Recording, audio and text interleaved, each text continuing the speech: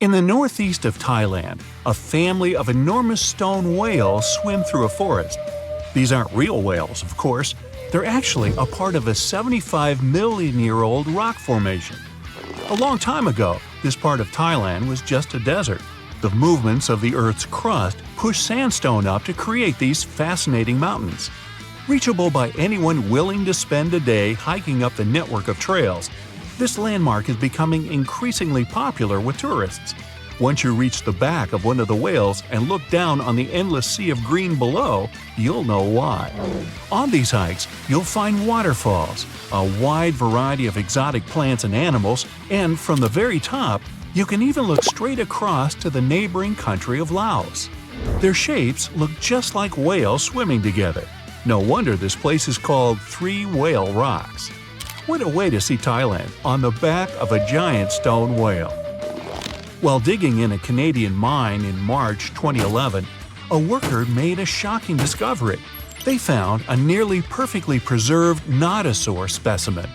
This extinct dinosaur weighed in at around 3,000 pounds and grew to 18 feet. Despite being over 110 million years old, the natosaur was so well preserved that you can clearly see the heavy body armor and scaly skin that covered it. It took almost an entire year of painstaking work to uncover the incredible find. The fossil was finally unveiled in a Canadian museum in 2017. Unexpectedly, analysis of the skin showed shading that the natosaur may have been capable of camouflage, like modern-day geckos and moths.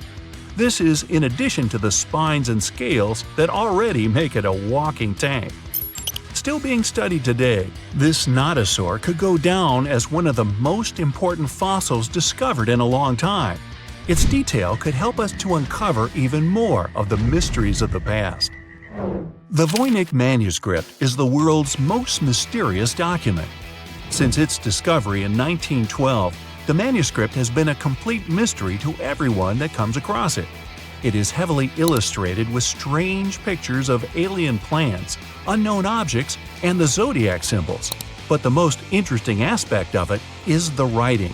The language used in the text is completely indecipherable. No one knows what it says, who wrote it, or where it was written. We don't even know if it was a real, functional language or if it was just created for this one text. The drawings of different plants are equally intriguing. Most of the plants in the manuscript are identifiable as plants, but they don't match up with any known species. A professor of applied linguistics in England claimed to have deciphered some of the characters in the book, but we haven't managed to uncover any more information about this mysterious text. If you're ever going to head down under, don't forget to pay a visit to the mystery craters in Queensland. Halfway between Bundaberg and Gingin is one of Australia's most baffling finds, and that's saying quite a lot for Oz. In 1971, the site belonged to a farmer growing zucchini and potatoes. As the farmer tried to expand his farm, he kept hitting large rocks in the fields while plowing. When he took a closer look at the rocks in his way, he found marine fossils and some strange craters. The farmer passed his finds on to geology professors, who set out to research the formations.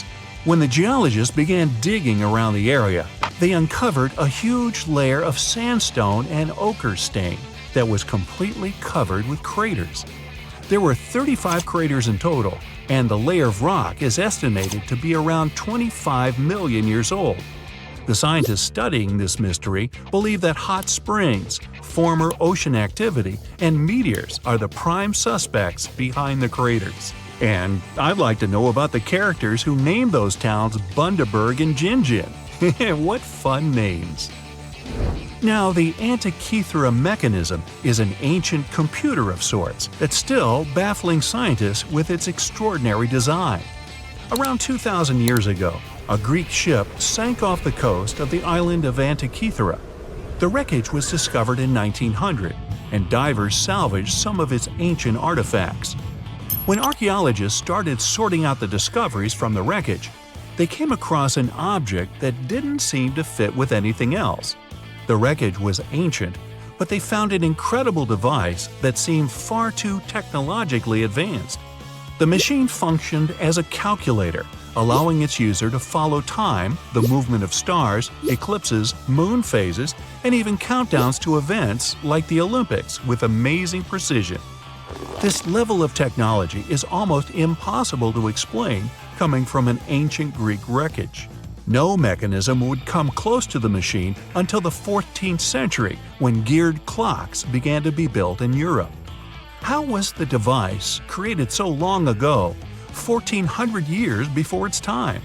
Could the sinking of the Antikythera and the loss of the calculator have held the development of technology back by hundreds of years?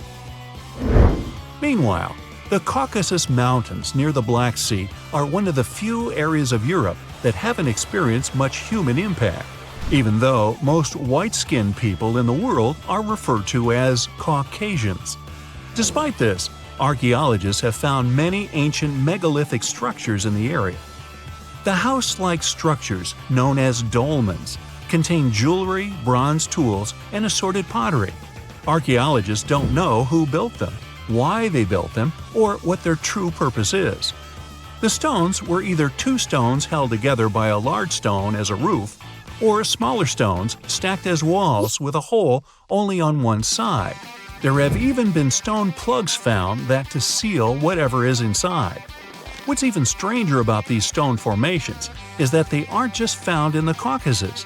They're found all over the planet, in Australia, South Korea, Colombia, Africa, and even France. Their purpose is unknown, so all scientists can do is speculate.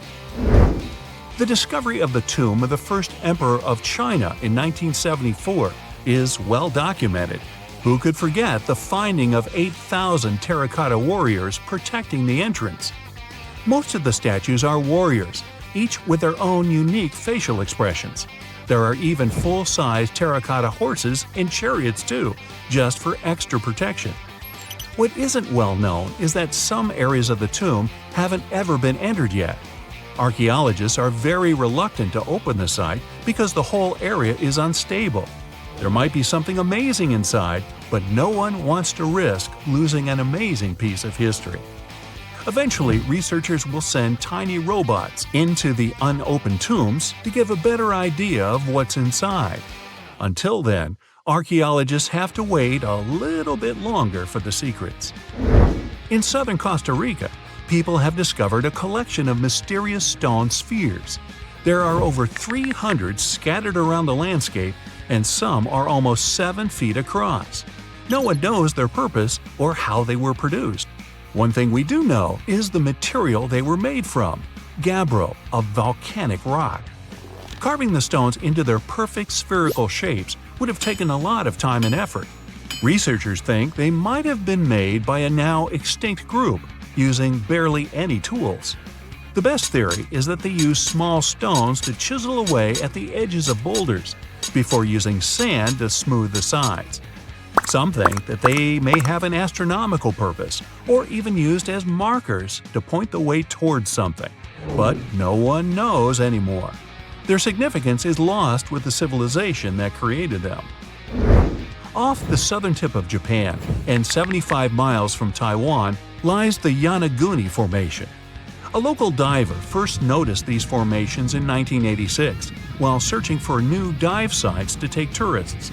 Seeing the large steps that resembled a pyramid, he thought he discovered an underwater city. Some archaeologists believe that the structures could have been signs of a fabled Pacific civilization, like Atlantis, that vanished beneath the waves thousands of years ago. There are also reports of marks in the stone, suggesting quarry work. Some people even claim that there were faded images of humans and animals carved into the stone. None of this is backed with much evidence, though. Most experts believe that the formation is natural, and the symmetry of the rocks has been overstated. They are not as straight as reported, and it appears to be solid natural rock, rather than carved blocks. In other words, the resemblance to a sunken civilization is just a coincidence. In Turkey, archaeologists believe they might have found the oldest known architecture in the world, over 10,000 years old, according to experts. Found in an area that used to be home to ancient farming communities, these monoliths, which stood up to 18 feet high, were likely used for social events and rituals. Not much is known about them, though. These large stone structures seem to be human-shaped, with images of animals carved into them. Nearby, researchers have found signs of domestic housing, suggesting that these amazing monuments might have signaled the start of the move towards modern civilization. The Kimbaya artifacts are some of the most interesting artifacts ever found. The most curious thing about them is how closely they seem to resemble modern airplanes. They're so aerodynamic that modern scientists believe they might even be able to be used as blueprints for a functioning aircraft.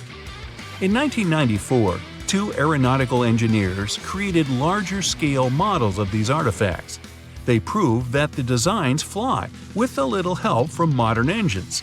What's really astonishing is that these objects are possibly thousands of years older than the first airplane by the Wright brothers. Just another one of our world's fascinating mysteries.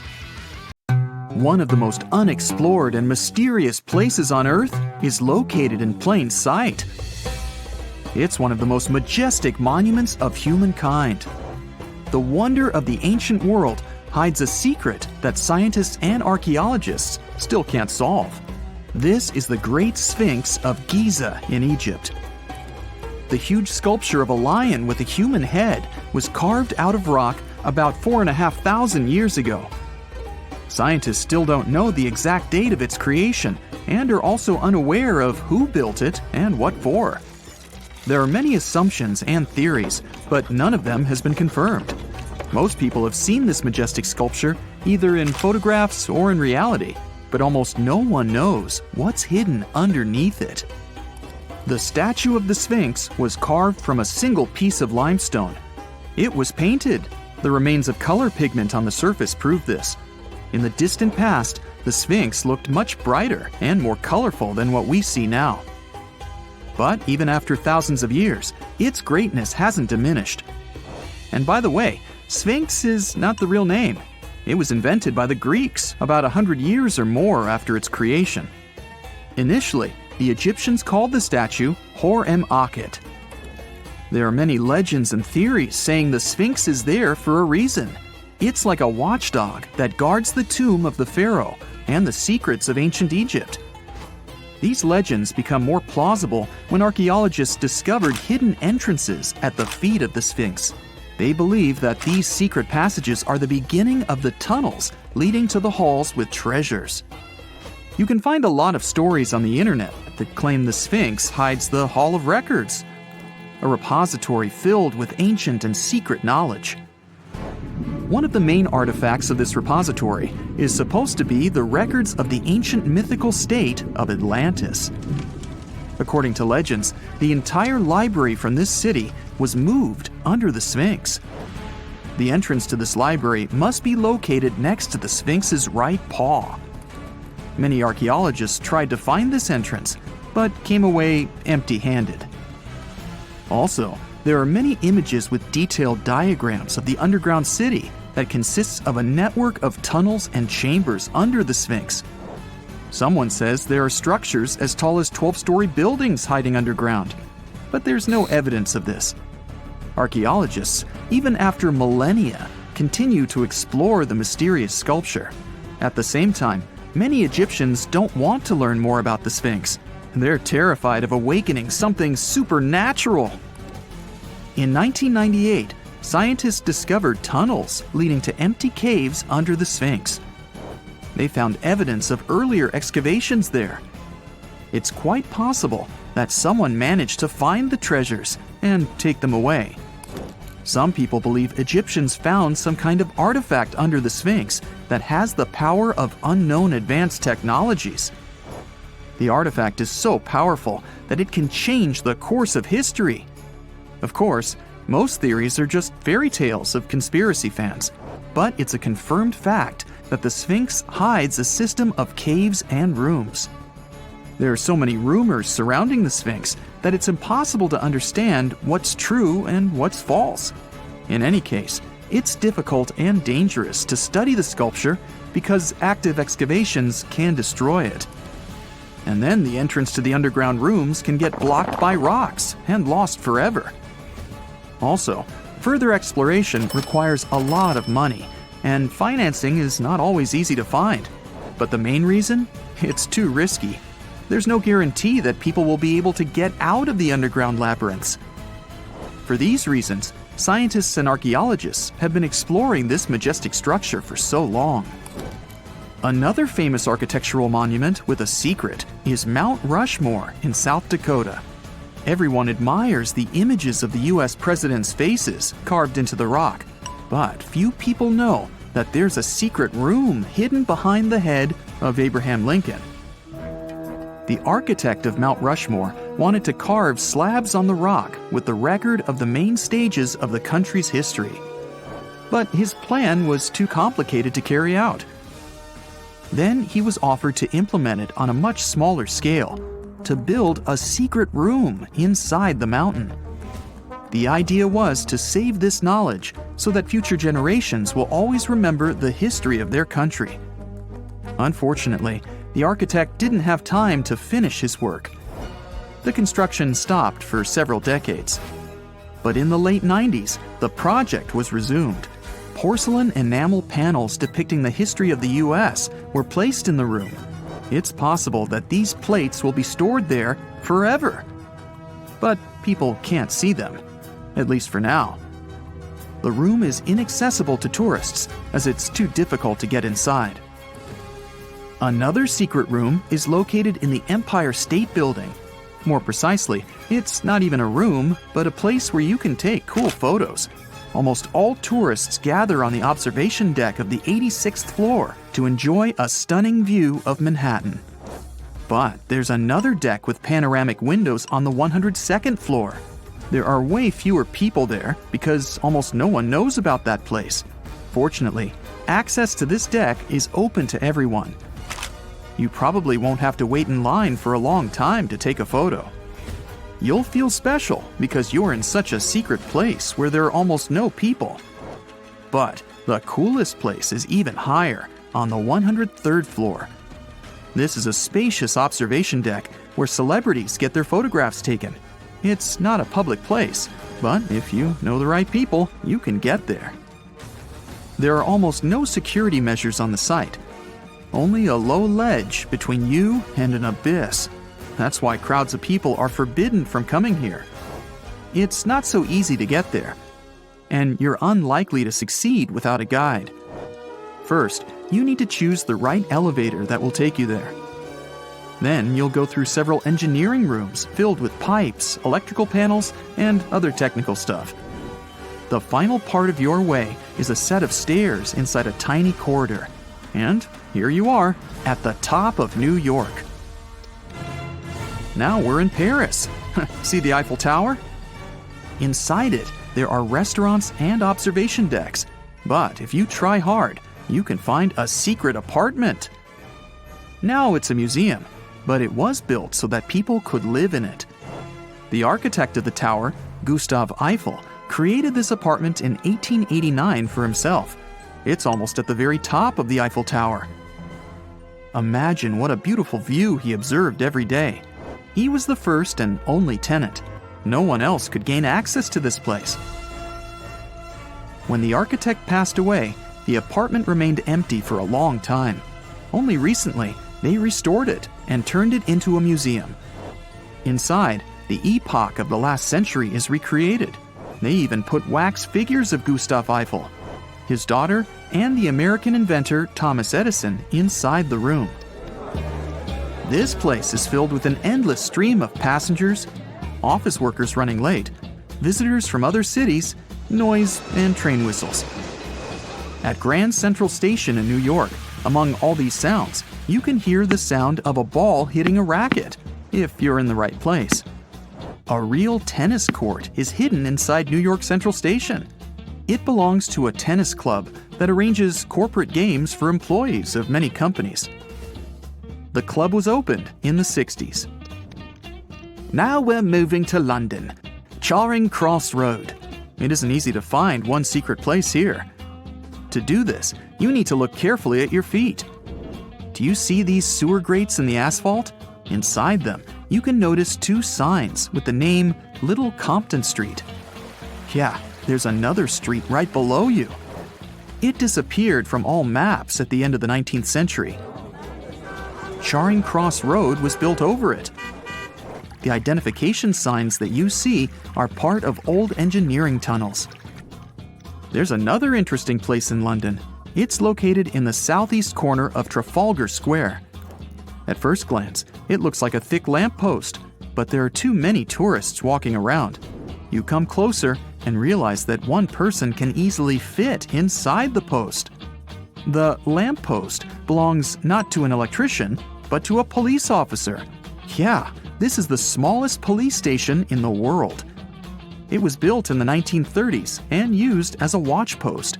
Officers had to sit there one by one and watch Trafalgar Square. That always attracted a lot of pickpockets and all kinds of other criminals.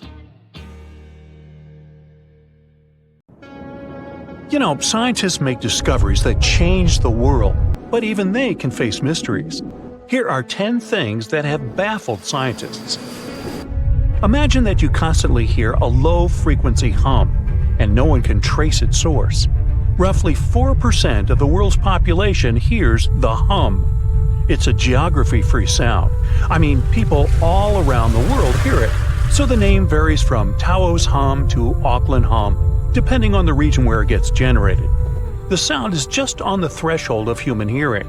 People hear it less when they're outside, and it gets louder indoors, especially at night. What's even scarier is that you cannot unhear it once you've heard it. Some folks say it started in London around the time of Charles Dickens, who wrote A Christmas Carol, and the low-frequency sound actually comes from the humbug. Or not. Actually, the earliest cases were recorded in Bristol, UK, dating back to the mid-1970s. Scientists have various theories about where the hum comes from and why only some people can hear it, yet they don't have a clear answer. It could occur when ocean waves move along the ocean floor. They shake the Earth when they collide with continental shelves. Or this might be happening because of volcanic eruptions and earthquakes. Oh, and how about ultra-low frequency radio signals used to communicate with submarines or even 5G? Upsweep is another type of unidentified sound. It was discovered in 1991 in the Pacific Ocean. The sound is high enough to be recorded throughout the ocean. Scientists theorize that the sound could be related to underwater volcanic activity. Interestingly, the volume of the sound has been diminishing compared to its volume when it was first discovered, yet it still can be detected. Plus, it's seasonal. It reaches its highest volume in spring and fall. Is it related to seasonal changes? No one really knows for sure. The next mysterious thing is a cone-shaped monument found in the Sea of Galilee in Israel. This monument was discovered accidentally by sonar scanning in 2003, but the findings were published only in 2013. The monument weighs 60,000 tons. It was once submerged by rising waters. Archaeologists say the monument is enigmatic because they can't figure out where it's from. They don't know what it's connected to or its function, so this big and unusual thing remains a mystery. Now let's move to Göbekli Tepe, Turkey. This place offers you one of the most archaeologically significant sites in the world. Why is it important? Well, it has massive carved stones about 11,000 years old. To put it in perspective, they're 6,000 years older than Stonehenge. Ancient people placed these stones before they began farming or crafting metal tools or pottery. So the existence of this place goes against the chronology of civilization we're familiar with, where people farmed first and built second. Apparently, it wasn't like that. In any case, a good question is, what was the purpose of this site? Was it built to worship some spirits? Yep, archaeologists believe it might be the world's oldest temple. Okay, say this with me. Paleodictyon nodosum. Yeah, I know it sounds like a chemical formula. This is a living fossil found deep down on the ocean floor. A creature makes these hexagonal burrows, that for sure. Yet scientists can't identify the artist. Now, what do I mean by living fossil? Well, Paleodictyon nodosum is a creature believed to produce a burrow nearly identical to Paleodictyon fossils. Is it a worm-like animal that made them? Scientists don't know. One thing is clear, this isn't some random stuff created by geological forces. Now speaking of fossils, take a look at this giant one. Its informal name is Godzillius. It was discovered in 2011 by an amateur paleontologist. This is a scientist who studies the history of life on Earth by analyzing fossil records. Anyway, back to Godzillius. It's almost 7 feet in length and 9 feet tall if you were to measure it upright. This fossil is 450 million years old, coming from the time when Cincinnati was underwater. It might be a fossilized algae mat, but some scientists have different opinions. This is a massive tunnel found in South America. The tunnel is at least 8,000 to 10,000 years old. At first, researchers discovered a couple of colossal burrows. They were enormous and neatly constructed. Geologists were amazed, saying they had never seen such structures before. There's no known geologic process to explain their formation. I mean, researchers have known about the burrows since the 1930s, but back then they believed that these tunnels were just some sort of archaeological construction, until they discovered huge claw marks on the walls and ceiling. They reasoned that some extinct species could be the ones to have left these marks. Many geologists strongly believe they've found the burrows of giant ground sloths and armadillos. The structure is the largest known burrow from the Paleolithic age in the Amazon. Yet experts have many questions. How come such a deliberate-looking structure could form naturally? A researcher then discovered another strange cave. This one was hundreds of miles away from the massive tunnel. Fast forward, there are now more than 1,500 burrows from the Paleolithic age found in Brazil. What's even more interesting is that some of these caves are connected to tunnels that sometimes lead to chambers. I'll continue with a natural phenomenon. What if I told you that every year, especially in October, fireballs appear on the Mekong River in Thailand? According to legends, Naga fireballs are a call for Buddha to return to Earth, and river serpents are the ones making these calls. Well, that's a myth, but what does science say about it? Is it related to a flammable gas? There are no clear answers yet. These fireballs appear to rise from the water. They can go as high as almost 990 feet. They're like fireworks, disappearing rapidly. They typically glow with a reddish or orange color. I'll mention some legends too, because why not? They're thrilling. And it would be a shame not to include the one about the lost city of Atlantis. As you may know, the legend says that Atlantis submerged into the ocean around 11,000 years ago. Since then, not just scientists, but also treasure hunters and philosophers have been searching for the lost world. Could Bimini Road be a trace? In 1968, a diver found strange stones off the coast of North Bimini Island in the Bahamas. The stones look human-made. It's like they were evenly spaced out and laid in an orderly row. It baffled scientists, but not for long. Carbon dating analysis of the blocks revealed that geological forces created the road naturally. There weren't any tool marks or signs indicating that the blocks had been stacked or something. The research is continuing, but yeah, scientists generally believe that the rocks were created by erosion. Well, I guess the time of Atlantis hasn't come yet. Okay, picture this. You're wandering on the beach, and you see dozens of octopuses walking past. In 2017, a group of people from Wales witnessed exactly this. Why did these creatures come out of the ocean? No one knows the answer. The group reported that they had seen 20 to 30 octopi crawling on the sand. The people looked for some signs of injury, but found nothing. They said that they had carried the animals back to the ocean. Interestingly, these creatures kept crawling onto the shore when people were asleep. Experts say that it's hard to be sure of the reason that pushed the animals to the beach without conducting a physical examination. They're still speculating about the reason behind this unusual and rare occurrence. Could it be overcrowding? Furthermore, the octopi were well armed. A separate study points out that the more fishers hunt large animals that feed on octopuses, the more the octopus population grows. Maybe that's why these creatures have to go farther to find food or shelter. But without proper research, these are only theories. There's a lot we don't know about space, too. So here's a bonus fact about the yellowish source of life in the solar system. Scientists have discovered a new type of wave inside the Sun. These waves move in the opposite direction to the Sun's rotation. Plus, they move super fast, so fast that it's beyond our understanding. Researchers have different theories about the function of the waves. If they figure out their role, this could give them additional insight into the processes happening inside the Sun. And yes, the octopi were well armed. In 1991, somewhere in the lush jungles of central Vietnam, a local logger found a mysterious hole among the foliage and bushes. He looked in there and felt a strong wind blowing into his face. Then he heard a strange sound from the cave depths and realized that it was the sound of a river. The logger didn't check the cave, but decided to go back there with a flashlight and a rope. When he returned, he couldn't find the cave anywhere. He spent a few years searching for it. Finally, in the 2000s, the logger managed to locate it again. In 2009, he brought scientists to this place.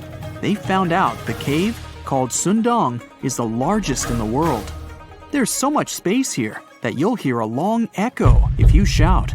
Son Doong's main passage reaches 660 feet in height in some places, which is more than half as tall as the Empire State Building. The area of the cave is so huge that an entire New York City block with 40-story skyscrapers would fit in there. There's a deep underground labyrinth under the jungles of Vietnam, hiding 3 of the largest caves in the world, and Son Doong is number 1 on this list. The vast space inside is filled with various plants, unique microclimates, and different landscapes. There's a real jungle growing underground.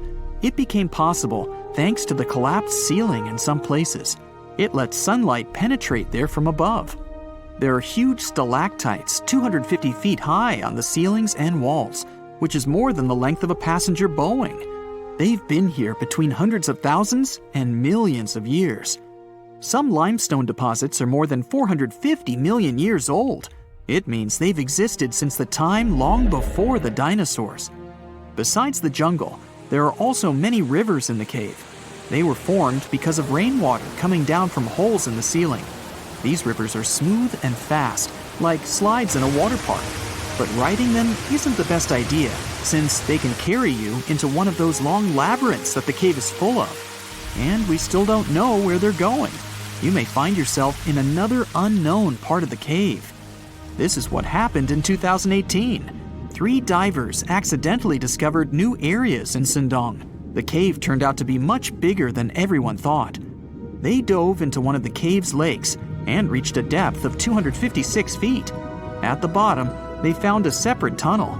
Divers lowered a fishing line with a lead weight there and found out that this place reaches a depth of 394 feet, and the tunnel is more than half a mile long. We still don't know the exact size of the tunnel. Son Doong also connects to another huge cave. There are lots of things you can see in Son Doong besides underground labyrinths and rivers. You can find spacious rooms with lakes, and you can walk for hours along dark mountain corridors. This place is strikingly beautiful, but dangerous at the same time. And the coolest thing is that you can take a walk here. Since 2013, Son Doong Cave has been open to tourists. It's not just an easy walk to take some selfies though. The expedition to the cave lasts for several days. For the first day and a half, you'll explore the 3rd largest cave in the world. And only after that, you'll reach Son Doong. The path will take you through rivers, dense jungles, mountains, and rocks. You can meet many exotic birds, monkeys, and other animals. And according to many people, the way to the cave is even more impressive than the cave itself. When you reach your destination, you'll spend the next few days exploring Son Doong. Together with other tourists, professional guides, and porters, you'll be sleeping in tents in different places in the cave every day. You'll see some stunning landscapes and, get ready for this, 400-million-year-old majestic fossils. There are also dark rooms with lakes that are good for swimming. Such adventurous expeditions become more popular every year. People who visited the cave call it the most amazing place they've ever seen. Another amazing cave is located in Indonesia, on the island of Flores. It's quite small, but holds amazing things inside. In 2003, a group of scientists discovered ancient artifacts here, including fossils of primitive tools, such as sharpened stones. Scientists realized that hundreds of thousands of years ago, this place was home to our distant ancestors. Then they found a very unusual female skeleton. That woman was only 3.5 feet tall. This is the height of the waistline of an average adult person. That woman had no problems with her spine or with the development of her bones, though. This and other skeletons found in the cave belong to some unknown human ancestors. Scientists called this species Homo floresiensis, or simply, hobbit. The woman's weight was about 35 to 79 pounds. Analysis of the skull and bones showed she was about 30 years old. Hobbits probably lived on Earth between 190,000 and 50,000 years ago. There's a chance they met the ancestors of modern humans. The next cave is in Turkey.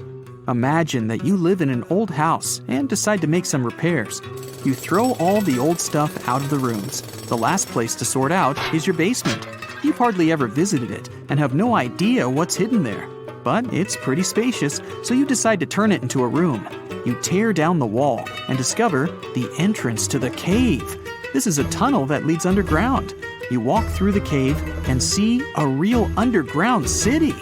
This happened in Turkey in 1963. One of the locals discovered a secret passage to a lost city in his basement. About 20,000 people could live there. There was enough space for livestock and food supplies. It's not just a maze of tunnels. There's a chapel, a school, stables, kitchens, walls, and other signs of civilization. The city was built in the Byzantine era, in the years 780 through 1180.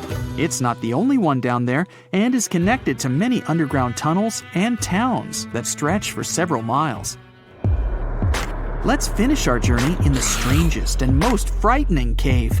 We're going to the southeast of Romania, near the Black Sea. Here, on a desolate wide plain, you can find a hole. This is a tunnel leading deep underground. The air inside the cave has high levels of hydrogen sulfide and carbon dioxide. Under normal conditions, the air we breathe contains around 20% oxygen, but it's only 10% here. You won't be able to breathe freely without an oxygen tank. The water and air here are poisoned. Almost no animals are able to live in such conditions, at least the ones we know about. And this cave is filled with 48 species of living organisms, 33 of which are new unknown species. Creeping things that live here can scare you, especially if you're afraid of bugs. Strange white snails and white spiders are crawling along the walls.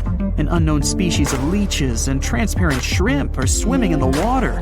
White millipedes with huge mustaches are creeping on the ground.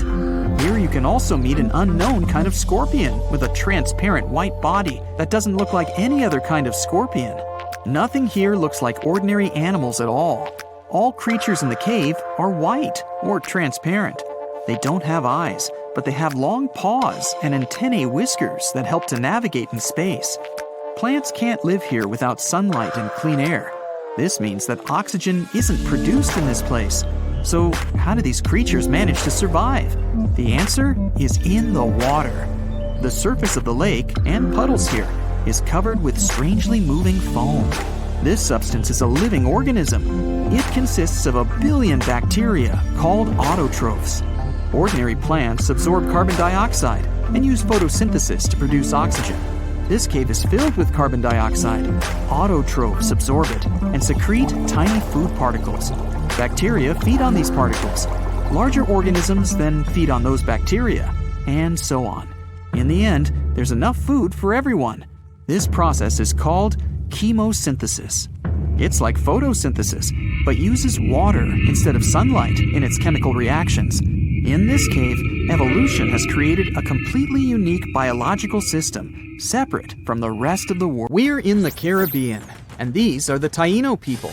Scientists have long believed that they were the first inhabitants of the Greater Antilles, and those people were roaming the isles long before Columbus discovered this place. However, a recent discovery showed that there were some other peoples living there. These guys are called the Archaic people, and they are now known for being good at using stone tools. They've used a whole bunch of polished tools, such as hammers, axes, and whatsoever.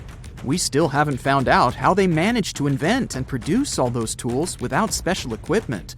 Scientists are now looking for a sort of necropolis, or a similar archaeological site, to find out more about these people. Another curious settlement was found a couple of years ago, not far away from Florida. This one is pre-Columbian too, but it seems that the dwellers there were more into fashion than crafting using stone tools. The scientists discovered a complex of 37 oyster shell rings. There were many households with these rings, and the locals would produce beads from the shells of marine creatures. By the way, long ago, beads weren't intended only for fashion, but they were also an important social instrument. People would sew them on their clothes to manifest their power or wealth. Sometimes archaeologists manage to discover whole cities. This is exactly what Eleni Korka, an archaeologist from Greece, did. She found the lost city of Tania back in 2018. It wasn't a lucky coincidence. The whole search took as much as 34 years. By the way, Tania was even considered a mythical city. The city of Tania was a Trojan-founded city, and the ancient texts claimed it was incredibly wealthy. Well, seems like the texts were true. The archaeologists found around 200 coins on the site. Some jewelry was found there too. For instance, there was an iron ring with a seal. They also found a gold coin that was supposedly used to pay for a journey to the afterlife. Yeah, back then, people believed that it existed, and they needed to pay for a ticket to get there. The discovered clay, stones, and marble floors help us imagine what their dwellings looked like. And the archaeologists also found some vases there. One of the earliest examples of human-made art is located in the cave of Altamira in northern Spain. The paintings in a Paleolithic cave are so special because they're not monochrome, but have several colors combined. Still, these earliest masterpieces were hidden for a long time. They were only discovered in 1868, and today, this cave is a UNESCO World Heritage Site. Despite how old these paintings are, they're well preserved because they've been well isolated for all this time. Since the gallery was located deep in a cave, it was almost impossible for external climatic influences to ruin these prehistoric masterpieces. We're now in England, 2009. Meet Terry Herbert, a member of the Blockwitch Research and Metal Detecting Club. One day, he was casually inspecting plowed farmland in Staffordshire with a metal detector. I guess he must have wanted to find something special, but I bet he didn't expect to find what he actually stumbled upon. He discovered something that scientists later called the largest hoard of Anglo-Saxon gold and silver metalwork ever found. There's a list of items discovered, but if I start reading it to you, it's going to take me a really long time. To make a long story short, the archaeologists found 11 pounds of gold, 3 pounds of silver, and about 3,500 pieces of jewelry. No wonder this discovery is called the Staffordshire Hoard. The Birmingham Museum and the Art Gallery and Potteries Museum chipped in and bought the entire collection for over £3 million. Messages in a bottle are a famous cultural phenomenon we often see in movies, but it turns out this method of preserving letters is quite efficient. This is proven by the Dead Sea Scrolls. Back in the 1940s, Bedouin shepherds discovered 7 scrolls contained in clay jars in a cave. These scrolls were determined to be around 2,000 years old. But these manuscripts were only the beginning of a number of great discoveries. The Bedouins sold these manuscripts, but people continued finding more. The last discovery took place in 2021, and who knows, maybe there's more to find. Another piece of art recently found in a cave was a painted shell. This fossil was discovered in northern Italy, and scientists believe such fossils were collected by Neanderthals. This find is curious for a reason. Neanderthals are believed to have been quite primitive, but this shell proves the opposite. Back in 2004, Robert Muckle, an archaeology professor, heard about a peculiar site hidden in the forest of the North Shore Mountains of British Columbia.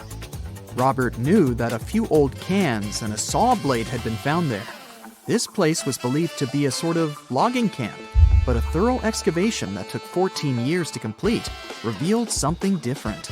Turns out, it wasn't a logging camp, but a long-lost Japanese settlement. The archaeologists found around 1,000 items, such as white and blue rice bowls, teapots, pocket watches, sake bottles, and buttons. The ceramics weren't that well preserved, so they only discovered hundreds of fragments. In one of his interviews, Robert mentioned that they also found remnants of a bathhouse. The community that lived there was pretty small, since there were only about 14 houses found. The scientists believe that they must have lived there in secret. People have changed their preferences over the centuries. Fashion has certainly changed, and our houses too, not to mention our technologies. But there's one thing for sure that's been unchanged: our love for food. Scientists managed to discover some of the oldest examples of people's favorite food. They inspected some ancient pottery and managed to find traces of best-loved food dating back to around 2000 BCE. It all happened in Sicily. And guess what that food was? No, it wasn't pizza or pasta, but olive oil. And there's more.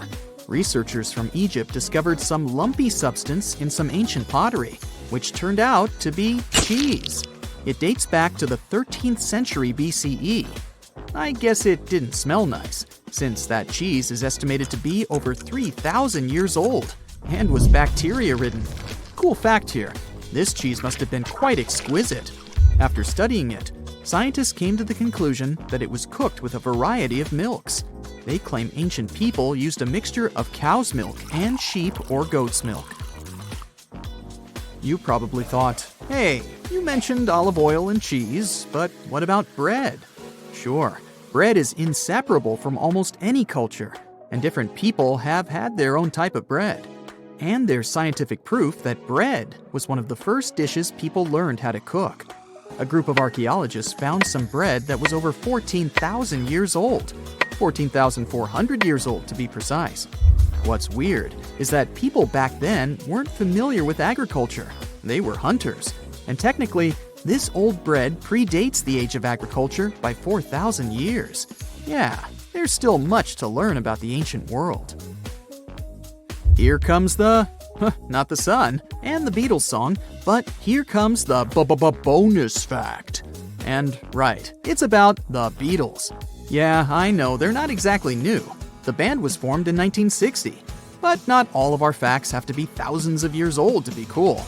Back in 1966, the Beatles did a live performance of their song Paperback Writer on the TV program Top of the Pops.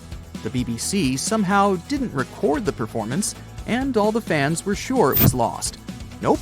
Turns out that David Chandler, a fan of the Beatles, recorded the show with his personal camera. It was long forgotten and stored in the attic for many years. The recording was rediscovered in 2019. I guess that's a pretty cool find. Hey there, curious history buffs. Have you heard the legend of the ancient race of giants of Nevada? Yes, I'm talking about actual giants that allegedly lived thousands of years ago. Now I know what you're thinking. Giants, really? Well, archaeological finds add fuel to this debate too. And here's where it gets interesting. Lovelock Cave was indeed used as a burial site, and some of the remains found there are much larger than average human bones. The cave is by the Humboldt Sink in western Nevada. It was once part of an enormous lake, which eventually dried up, leaving a number of smaller ones, including the Humboldt Sink. The cave became the home of the Site-Ka tribe. According to the legend, these red-haired giants were so big that they had to be buried in the cave itself. Indeed, later on, archaeologists discovered 8 to 10 foot tall skeletons. This legend started to unfold when a mining engineer named John T. Reed talked to the locals in 1886. Once Reed saw the cave, he knew he was onto something. The news spread soon, but the cave was attracting another type of attention too. The deposits of a fertilizer known as guano were discovered inside the cave. So a mining company began excavating the precious resource in 1911 and soon shipped more than 250 tons of the fertilizer to San Francisco. Unfortunately, some of the human remains and artifacts were neglected and lost in the mining process. This led to an official excavation in 1912 and 1924. After the top layer of guano had been mined, strange objects started to surface. Around the area, the earliest evidence of human habitation dates back about 4,000 years. The Lovelock culture lasted for some 3,000 years, and they left us with 10,000 stunning artifacts. The pits in the cave were like a series of time capsules hidden at different depths. Archaeologists determined the age of each pit by its depth. It turns out that many different groups used the cave for storage over a really long time, and the things they stored there give us a really cool glimpse into their cultures. It's like a giant ancient storage unit full of hidden treasures. What have the researchers found besides the giant bones, you might ask? Some other bodies were mummified using a method similar to the one applied by ancient Egyptians. These remains also had something in common with the bodies discovered as far south as Lake Titicaca. Both mummies had some red hair, yet there are scientists who believe this reddish hue is the result of the interaction with the environment in which the bodies stayed. So, while the story of the red-haired giants may be a wild and intriguing tale, not everyone is convinced. Some experts believe that the bones found in Lovelock Cave are simply the remains of prehistoric animals, like mammoths or sloths. But others insist that there's something more to the story. Other relics, such as finely crafted baskets and exquisite duck decoys made from tule fibers, were also found there. In any case, this cave is worth the attention it gets. By the way, you can still visit this cave today and see the pits of different depths with your own eyes. But let me tell you one thing. It's in a hot, dry, and isolated place. Archaeologists have made another discovery that seems to be straight out of a legend. They think they found the palace of the one and only Odysseus, who was the legendary Greek king of Ithaca and the hero of Homer's epic poem. Move over, Indiana Jones. We've got some real-life adventure happening here from around 1300 BCE. Apparently, this is the only palace mentioned in Homer's epic poems that hasn't been found. The excavations have been made on the Ionian Islands, and the view from the ruins found on the island of Ithaca are exactly as described in the Odyssey, says the professor who led the excavation team. Known to the ancient Romans as Ulysses, the Greek hero took 10 years to return home to Ithaca after the fall of Troy. For many years, Homer's other epic, called the Iliad, which tells the story of the protracted siege of Troy by the Greeks, was regarded as a myth too. But then, in the 1870s, Troy was rediscovered in modern-day Turkey's Çanakkale city. So, if they found Troy, who's to say they couldn't find Odysseus's home? The researchers were following Homer's words as a roadmap. The excavation site has a building complex with 2 levels. It has important finds, such as storerooms and workshops, a complicated drainage system, and fragments of pottery. It also has a well from the 8th century BCE, which is around the time when Odysseus is believed to have been the king. Yet, not everyone is convinced that the team has actually discovered the home of Odysseus. A British researcher named Robert Biddlestone insists that Homer's description of ancient Ithaca isn't very similar to the island that now has its name, and that Odysseus's kingdom was actually on the Isle of Cephalonia. However, Italian archaeologist Adriano La Regina might have a more realistic approach to this debate. He says that whether this find has a connection to Ulysses or not, what's more important is the discovery of this royal palace. Once upon a time, in a land far away, the Klamath Indians spread a legend about the creation of Crater Lake. Okay, maybe this land is not that far away, and it still exists. You can find it in south central Oregon, in the western United States. Anyway, the legend has it that this lake was formed in a vicious battle between 2 volcanoes, Mount Mazama and Mount Shasta. Then the spirits of Earth and the Sky, which are Lao, who ruled the below world, and Skell, the chief of the above world, joined the fight. It turned into a geological drama. During the battle, darkness veiled the land. The fight was over when Mount Mazama collapsed and sent Lao back into the underworld. Then the rain filled the pit and created a lake in the place where the mountain had once stood. Flash forward to our time. Scientists have discovered that Mount Mazama did erupt 7,700 years ago. Artifacts found in the area prove that the legend indeed contains some details about the explosion. The tale says that red-hot rocks were flying through the sky. This happened during the volcanic eruption that caused the mountain to collapse. This created the volcanic caldera, which later on got filled with water. What makes this legend came true story unusual is how long it has existed. According to researchers, these types of verbal stories lose their credibility within 600 to 700 years. That's why the legend about the creation of Crater Lake is so unique. So many generations, for hundreds of years, have been accurately passing down the information. This volcanic crater lake is now in a national park. It's famous for its deep blue color. The water in it is extremely clear. If you visit it today, the water you'll see won't be the same as for someone who will visit the place 250 years later. Because there are no rivers flowing into or out of the lake, the existing water evaporates and the lake gets filled again by rain and snowfall. Basically, every 250 years, the water is replaced. Plus, this lake is almost 2,000 feet deep, which makes it the deepest lake in the United States. Swimming is okay in the lake, but there's only one legal and safe trail to get to the shore. There are other activities, such as fishing and boat tours. Shared human experiences, such as birth, marriage, and aging, may explain why certain tales are shared globally. Similar struggles and obstacles faced by humans around the world generate similar themes in traditional stories about love, parenting, and mortality. So, do you have legends or tales you've heard of from your grandparents? Who knows? Maybe your ancestors too witnessed a cool historical event. So, you've just finished your sightseeing tour of Edinburgh, Scotland, or Scotland. It lasted just under an hour, and you're hungry for more. You ask your guide if there's anything else to see, and they start talking about a mysterious underground city. You ask how long it takes to get there, and you're shocked by the guide's answer.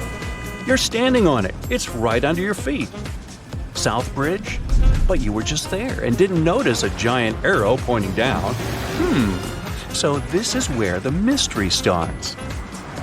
The story begins in the mid-1700s. The Scottish capital wasn't as big as it is today. Only 60,000 people lived around Edinburgh Castle. All of them were packed inside medieval walls, and they say today's cities are overpopulated.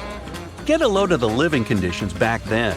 The buildings were tall, so there was little natural light.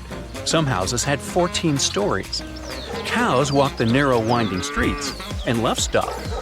Things were so bad that the famous English writer Daniel Defoe noted, "I believe that in no city in the world so many people have so little room." Yep, that's the guy who wrote Robinson Crusoe. Well, something just had to be done.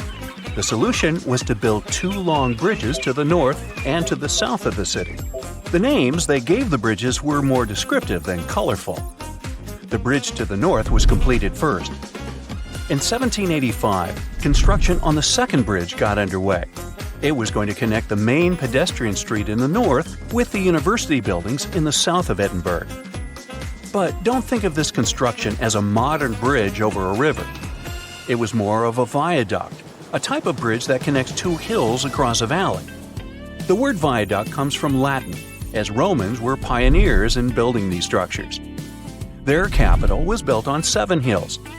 And just to be copycats, Edinburgh also straddled 7 major hills. Only 2 are visible today because the city has been built up. Now, back in the 18th century, the construction of the South Bridge was a remarkable feat of engineering. It took the builders only 3 years to complete it. 19 stone arches spanned a chasm that was 31 feet at its deepest point, and the length over 1,000 feet. Impressive, even for today's standards. But what does a 2.5 centuries old viaduct have to do with an underground city? Well, it is the city. You see, they designed Southbridge to be hollow on the inside. As you walk along this street today, there is actually a huge human-made cave beneath your feet. The popular name for this set of chambers is the Edinburgh Vaults. But what was the purpose of this space? And is there something or someone there now? Well, let's take it one step at a time. The builder's original intention was for these vaults to serve as merchant shops. At first, it worked out fine. Merchants used a total of 120 vaults as shops and warehouses. There were workshops, cobblers, and taverns. But as time went by, a major design flaw came to light. The stone was leaking, and the vaults were damp all the time. There was even flooding. The builders forgot to waterproof the structure. The merchants feared the water would damage their precious goods. After just a couple of years, the first tenants started moving out. Once legal trade moved away from the vaults, the city's poor moved in. And not only them, but all sorts of shady characters. Historians don't know much about this period, since there are no written records. But even the squatters had to leave soon. If you couldn't do business in these vaults, how could you live in them? It was damp and cold, and there was no ventilation, sanitation, or natural light. It really stunk. Every real estate agent's worst nightmare. Just 30 years after their completion, the Southbridge vaults were abandoned once and for all. But at a street level, business was as usual. The officials decided to fill the vaults with rubble for security purposes. Buried and forgotten, the memory of a once teeming merchant quarter of Edinburgh slowly faded from people's minds. Now, this is where the story gets a bit weird. During the 1980s, a Scottish rugby player accidentally found a tunnel leading into the vaults. The athlete didn't waste any time and started excavating the vaults with the help of his son. Several tons of rubble, and a decade later, the Southbridge vaults have been restored to their former glory, so to speak. They were again dark and damp as they were back in the 1700s. There were many interesting finds in this underground city. The vaults were littered with oyster shells, which were the standard diet for a working-class resident of Edinburgh at the time. Other finds, such as shoes and empty bottles, suggested that people actually lived in these claustrophobic vaults. Think of this the next time you see someone trying to rent their garage as an apartment. So, your guide was right. There really is a hidden city under the streets of Edinburgh. Well, at least one street. You have now gone down from the main pedestrian street into Cowgate. You look up and there it is, the only visible arch of the once impressive bridge. You are now searching online to book a tour of the vaults. You just have to see this place with your own eyes. But the Scottish capital isn't the only city with a mysterious underground. The historic region of Cappadocia in central Turkey hides no less than 36 cities beneath the ground. The biggest and the most impressive one wasn't discovered until 1963. It was built during the Byzantine era to protect the local population from invaders. We have similar structures made out of concrete in our cities, but the level of the Turkish underground city is really impressive. There are several levels, like in a multi-story car garage. The caves and tunnels lie 197 feet underground. That's 2/3 of the Statue of Liberty's height. The city could house 20,000 people at any given time, complete with livestock and food. The smell. Anyway, 20,000 is the average attendance at Major League Soccer matches today. You might want to add a field trip to one of these places the next time you go to Turkey. Most of these cities in Cappadocia can be found in rural areas. Makes sense, right? After all, they were dug out as hiding places. But in Europe, there is one city whose underground labyrinth resembles the vaults of Edinburgh. You've probably heard of Pilsen in the Czech Republic. But hold on a second, this isn't going to be a story of the most famous local product. Something brewed, perhaps? It's the story of a medieval city that survived underneath the streets of Pilsen. Water wells, cellars, and passageways stretched for more than 12 miles. Merchants and craftspeople used Pilsen's historical underground for storage. Water, food, ice, you name it. The waterworks are pretty impressive. Historians estimate that 360 wells are located under Pilsen's historical town center. In times of instability, the passageways served as safe havens for the locals. They definitely didn't go thirsty down there. Today, most tourists visit these mysterious underground cities. But in Canada, there's one where people live and work. The construction of Montreal's underground city began in 1962. The initial idea was to shelter traffic. That's a nice way to say that city officials were building a metro station. The idea caught on, and the project expanded. Now, it's a real-life urban maze hidden under the downtown area. Need a place to stay? There are hotels down there. Want to grab a bite? Step into one of the underground restaurants. Multiple shops, a library, cinemas, the list is long. There are even residential complexes. But how can people live under the ground? Simple. Although the city itself lies beneath the earth, the access points are at ground level. You can enter the 20-mile-long tunnel network at more than 120 places. Oh, that's another place down under. Oops, sorry, Australia.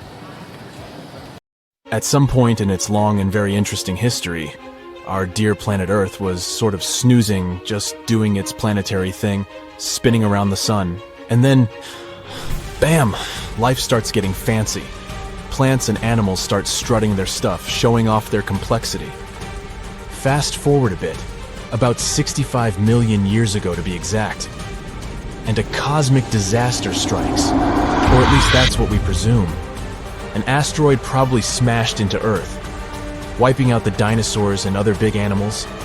We can't pinpoint specifics about the asteroid, but we do know that it was extremely large and it crashed into our precious planet, creating a dusty mess that settled everywhere. You can still find remnants of that dust layer in sedimentary rocks today. If you dig beneath it, you'll uncover a whole bunch of fossils. These prehistoric creatures were living it up before the asteroid crashed the party. Think of it as the planet going on a cleaning spree, leaving a bunch of empty spaces waiting to be filled. And guess who took the opportunity? Mammals! These furry little critters were the ones to rise to fame. But why is it that this disaster became such a great opportunity for mammals? It's pretty simple, actually. With no big bullies around, they grew, multiplied, and had a population expanse. All kinds of mammals joined to fill in the blanks. Primates, rodents, basically, the whole furry gang. We're talking about placental mammals, marsupials, and even egg-laying mammals, adding some serious variety to the mix. We like to think of primates as our closest relatives here on Earth. What's their story? Well, around 63 million years ago, just a couple of million years after the dinosaurs' final dance, the primates decided it was time for a family reunion. They split into two groups, the dry-nosed primates, who became the cool monkeys and apes we know today, and the wet-nosed primates, who went off to become lemurs and aye-ayes, hey-hays. The fun didn't stop there. About 58 million years ago, the dry-nosed primates began their own little mission. One special guest called the tarsier, arrived on the scene, featuring big eyes that were perfect for late-night shenanigans. This tarsier took a different path from its primate relatives, embracing its unique niche and evolving separately. To this day, the tarsier is the only primate that feeds exclusively on meat. These little guys have a taste for insects, small birds, rodents, and even lizards. But that's not all that makes them unique. Their eyes are twice the size of their brains. Also, their heads can do a full 180-degree spin, just like an owl. Because of their features, the tarsiers are the true kings and queens of the night. With their superpower of ultrasonic tracking, they can spot their prey instantly. Plus, their legs and feet are like springs ready to launch them into action. They've got this special ankle bone called the tarsus, which gives them those epic leaping skills. Hence the name, if you were wondering. But let's leave these little critters to rest and get back to our story, shall we? About 55 million years ago, the Earth cranked up the heat, literally. This sudden hot pod was a bit too much for many deep ocean dwellers and plants to handle, and they bid their farewells. But hey, every goodbye is an opportunity for something new, right? The oceanic mammals known as cetaceans, saw their chance and took it. They splashed into those empty niches, becoming the rulers of the sea. In this category of creatures, you can find the blue whale and the dolphin. A special primate guest made an appearance around 47 million years ago. Scientists now affectionately call the fossil of such a creature Ida. This little wonder caused quite a stir, initially hailed as the missing link in human evolution. But here's the hilarious part. It turned out Ida was not one of us dry-nosed primates, but a cheeky wet-nosed one. Moving forward to 40 million years ago. This is when another big event happened in the primate world. The New World monkeys, our distant cousins, decided to take a different path and branch off from our lineage of Old World monkeys. They packed their bags and set off to conquer South America, where they're still living it up today. What's the difference between the two, you might ask? Well, one crucial thing that sets them apart is the fact that the Old World monkeys had nostrils that pointed downwards. Around 25 million years ago, another troop of apes entered the scene, and these guys had something special: the lack of a tail. These unique creatures would go on to become our closest relatives. We're talking apes and great apes, the cool gang who share a whole lot of genetic similarities with us. The first ape to break free from the monkey madness was the gibbon. About 18 million years ago is when this little acrobat swung into the picture. A few million years later, the great apes made their grand entrance too. Orangutans were the pioneers, venturing into the wilds of southern Asia. We're getting closer and closer to the present.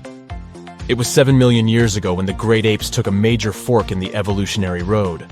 One path led to our ancestors, the future Homo sapiens, and the other path led to chimpanzees and bonobos. These two primate branches remained united for a few million years before finally going their separate ways. 5.6 million years ago, a game-changing ape called Ardipithecus made its way into our evolutionary history. It had a special talent, bipedalism. That's right, this was one of the first apes to walk on 2 feet, probably making its primate buddies raise an eyebrow or two. The real showstoppers, however, arrived around 4 million years ago, the Australopithecus crew. These were the earliest members of the Hominina hominina subtribe, our tribe. What made them so special? Well, probably the fact that they brought some serious tools to the game.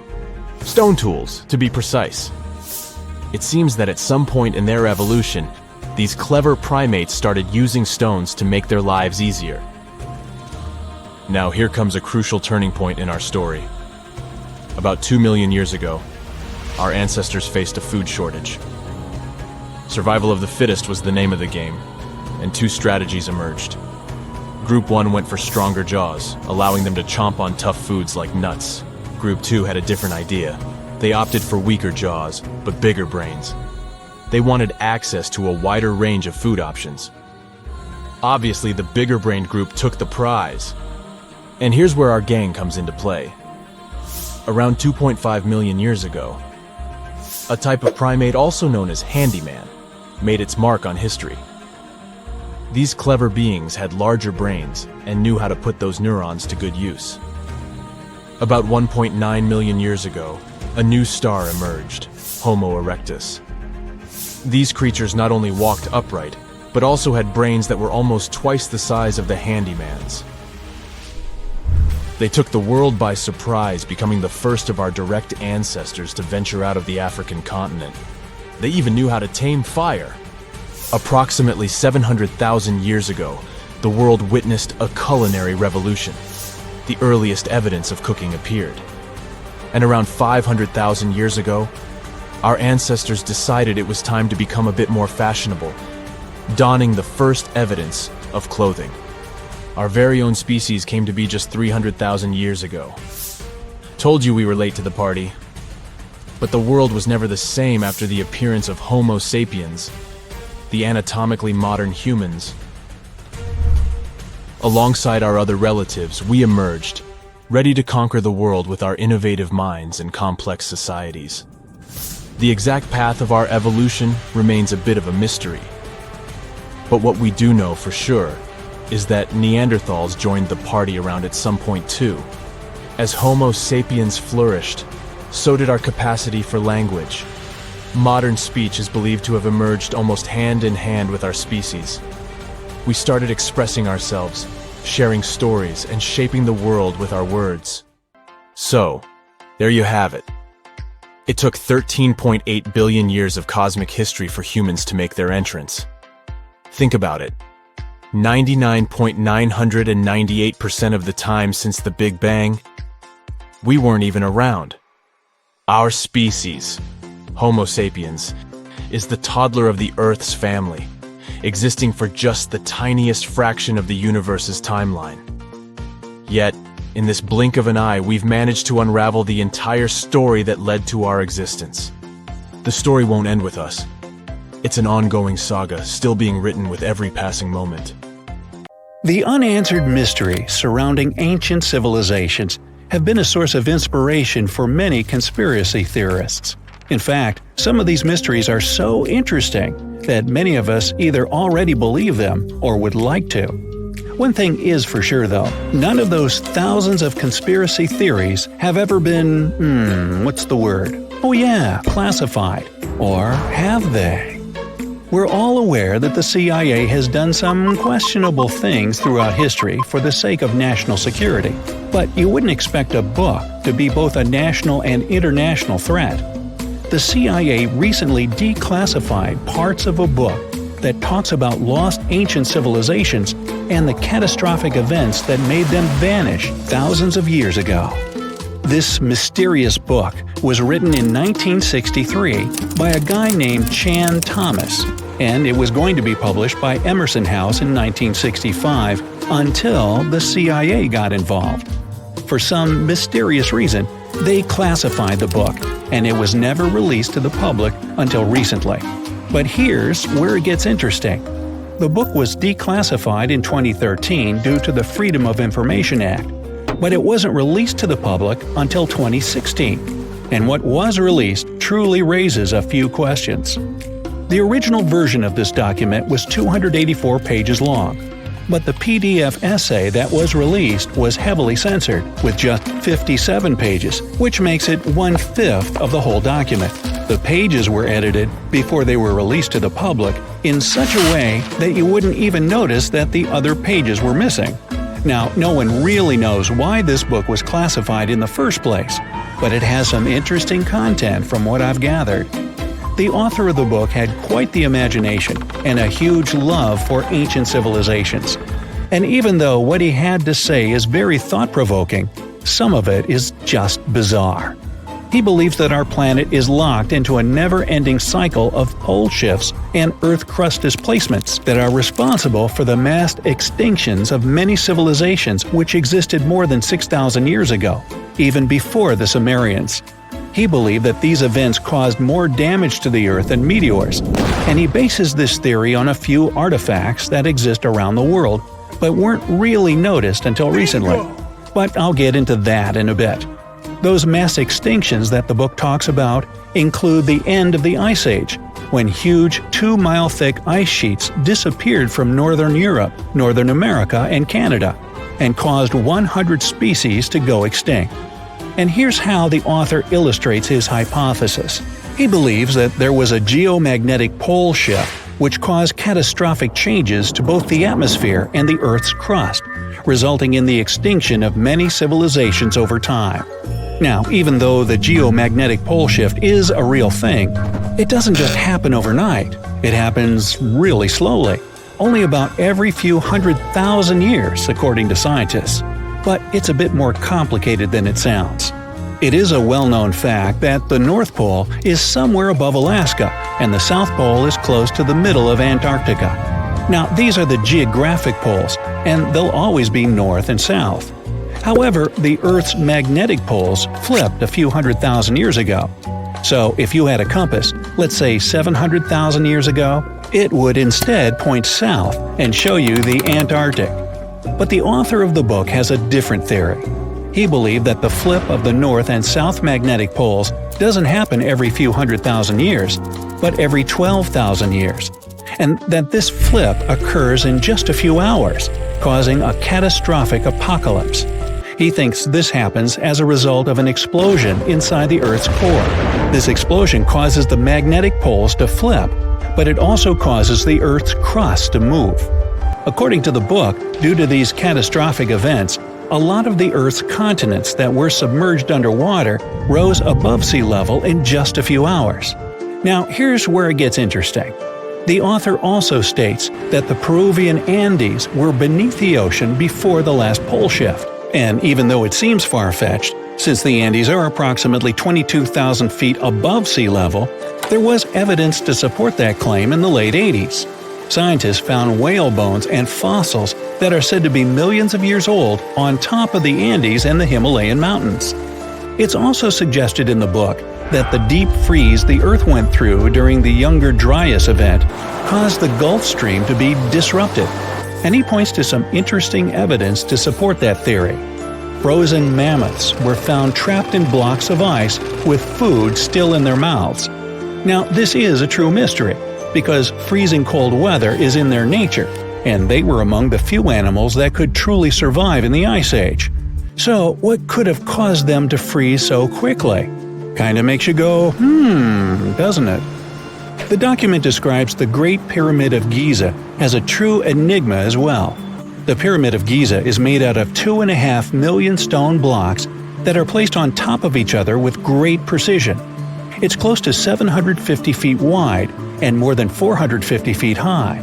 To this day, we're still not able to explain how it was constructed, and it's quite difficult to understand the internal design as well. On the inside, the pyramid has no similarities to the other pyramids, and, despite popular belief, there were no mummies found in any of them. If you think that's a bit weird, wait for the next one. There are absolutely no hieroglyphs found in any of the pyramids, and that goes both ways. What do I mean? There are also no pyramids, or anything that resembles a pyramid, in any hieroglyphs either. Mr. Thomas believes that the pyramids were created hundreds of thousands of years before the Egyptians by a civilization that went extinct. Speaking of civilizations, in his book he even mentions the Greeks. He claims that in Greece, there was another ancient race of people that went extinct as well. He claims they were extremely tall with blue eyes and blonde hair, and had access to advanced technology that the Greeks couldn't have known about in their prime. Now, before we drift too far away from the stone blocks, let's talk about another mystery, the temple in Baalbek, Lebanon, and its ginormous foundation blocks. Those stones, which make up the Heliopolis, were also used for the temple in Rome. The foundations of the temples are made of 900-ton trilithon stones, and according to the author, this is proof that there must have been a lost ancient civilization with advanced technology. Now, most archaeologists claim that those stones were made by the Romans. However, there's no evidence to support that.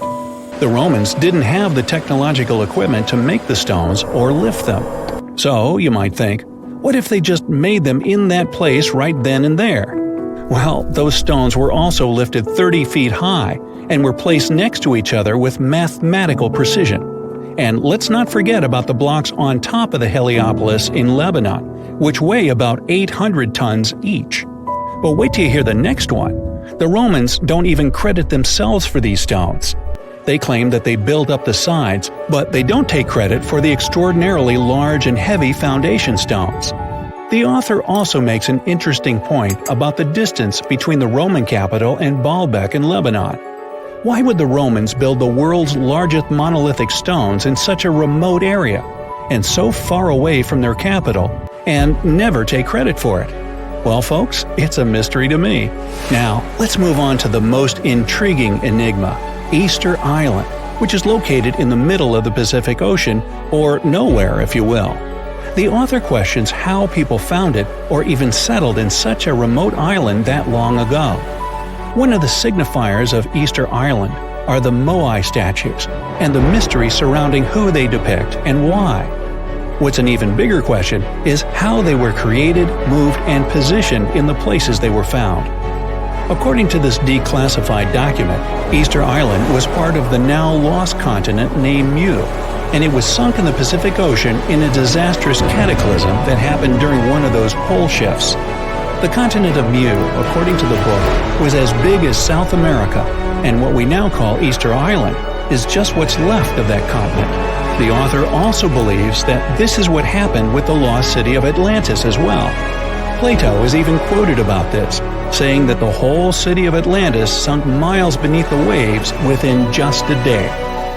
Even though the whole story sounds very intriguing and makes some interesting points, we know that, scientifically speaking, a cataclysmic pole shift causing entire civilizations to go extinct isn't possible. A human being can survive up to a couple of months without food, a few days without water, and 69 days trapped underground. At least, that's what 33 miners in Chile managed to do. The 5th of August, 2010, started like a regular workday deep underground. The miners were going about their business, digging for copper, gold, and other minerals. Some of them were working almost 2,500 feet below the surface. Another group was resting in the refuge, a room carved out of the rock for miners to relax in and breathe some fresh air pumped in from the surface. They were waiting for a pickup truck to give them a ride up for lunch. Around 2 p.m., they felt some massive vibrations. A massive bang followed. Everything around started shaking. Dust filled the air, and the passageway collapsed, trapping the men inside. When the noise faded, the miners decided to make a run up to the surface from the refuge. Their shift manager and others joined forces, determined to rescue every single man. Deep below, 2 miners were loading rocks into a truck when they felt a burst of pressure. They thought it was nothing extraordinary until the dust became so thick that they couldn't see a thing. Driving blindly, they almost collided with their shift supervisor, who signaled them to stop. With the truck now packed with terrified men, they set on a treacherous journey toward the surface. The truck struggled under the weight of its passengers, but it pressed on. They met up with more workers, cramming onto the truck like sardines. Obstacle by obstacle, they moved to the surface until they bumped into a huge rock, weighing around 700,000 tons and as tall as a 45-story building. They sent the smallest of the miners to see if there was any hope of squeezing through next to the rock. He only managed to crawl 10 feet forward with a lamp in his hand and told everyone else there was no chance to get any further. Some of the older miners got trapped at work before, but it would usually be some rocks that a bulldozer could clear in a couple of hours. This time, it was different. The miners didn't plan to give up, so they split, and one group searched for shafts that let air, water, and electricity flow into the mine. Those are supposed to have ladders to serve as an escape room. They managed to find one chimney with a ladder. One of the miners climbed up, breathing in dust and holding onto slippery walls. The chimney led him to the same rocky wall they'd seen before. It meant only one thing. There really was no way out. They had to deliver the sad news to the rest of the miners who went back to the refuge. It had enough snacks to feed 33 people for several days. Someone grabbed the snacks, still not realizing they could be stuck down there for days or weeks. Cans of peaches, peas, and tuna, 6 gallons of condensed milk, and 93 packages of cookies were all they had. The one thing they wouldn't have to worry about was water. There was more than enough of it in nearby tanks, which were keeping the engines cool. All the connections to the outside world, the electricity, the intercom system, the flow of water, and compressed air have been cut. Men working above the ground on that fateful day also heard the blasts and saw the dust cloud in front of the main entrance. While the miners were settling in for the first night in the refuge, the local emergency squad was trying to do everything in their power to save everyone. One team went down in a pickup truck until they bumped into the gray rock mass at around 1,500 feet. Another team tried descending on ropes and pulleys into the chimneys, but they found obstructions at each level. The supervisor of the team took off his distinctive white helmet to show all the workers were equal now. As the miners remembered later, it was one inspiring gesture for them. On the 7th of August, there was another collapse that blocked the ventilation shafts. On the next day, The rescuers started drilling holes and sent down listening probes to see if there were any signs of life down there, with no results. The maps of the mine were outdated, which made the search more complicated. Deep below the surface, the miners tried to keep their spirits up, talking, joking, and telling stories. Their phones didn't have a signal, but they could still use them as cameras to record videos about their survival underground. Their metabolisms were slowing down, and even the most active among them were sleeping longer than usual and having scary nightmares. There was a haze drifting over their thoughts. They spent 17 days without any contact with the outside world, eating only once every other day. Some of the miners started having health problems. On the 22nd of August, one of around 30 probes sent into the mine detected tapping. It came back with a note saying, "All 33 of us are all right in the shelter." Soon, rescuers managed to deliver food, water, letters, first aid, and other necessary supplies through the narrow borehole. They also sent down high-tech video cameras that beamed back live footage of the men in their steamy, sauna-like surroundings. The miners invented a system of jobs and routines to survive in those conditions and remain sane. Above ground, an international team of engineering and mining geniuses put their heads together to crack the code of how to bring those brave souls back up to the surface. They came up with a plan to drill an escape tunnel and lower a capsule inside the mine, large enough to fit one person at a time. Then a crane would pull the capsule back to the surface. They brought 3 separate drilling rigs to the site and began work on the 30th of August, 25 days after the accident. The trapped workers were helping their rescue from below. They formed 3 teams and worked 8-hour shifts, demolishing debris caused by the drilling to reinforce the mine's walls. The original plan was to set them free by December, but Plan B drill finished working on a tunnel by the 9th of October. It took 2 more days to line up the tunnel with metal tubing. Finally, a rescue worker went down into the mine inside the capsule. The families and friends of the miners were waiting above the ground in a makeshift Camp Hope. The first worker got out of the mine after a 15-minute journey through 2,050 feet of rock inside the capsule. He was greeted as a hero. One by one, they all escaped from the refuge. Millions of people around the globe followed the rescue on live TV. It took less than a day instead of the planned 48 hours. All 33 of the miners, aged 19 to 63, had been rescued and were mostly in good health. They all had to wear dark glasses to help their eyes to the sun after being in a space with so little light for so long. One of the last miners to have climbed back up on the surface was Franklin Lobos, a former professional soccer player. While he was down there, teams around the world signed jerseys for him. Franklin got that welcome gift and a soccer ball. He said it had been the toughest match of his entire life. The incredible 33 were showered with love and praise. They were guaranteed 6 months of top-notch health care. They traveled to international destinations to talk as motivational speakers, appear in public, and explore famous landmarks. There was even a parade at Florida's Walt Disney World in the miners' honor. A movie named 33, based on their story, came out in 2015, featuring Antonio Banderas. He played the role of the miner who filmed daily video logs to assure the public that they were all right.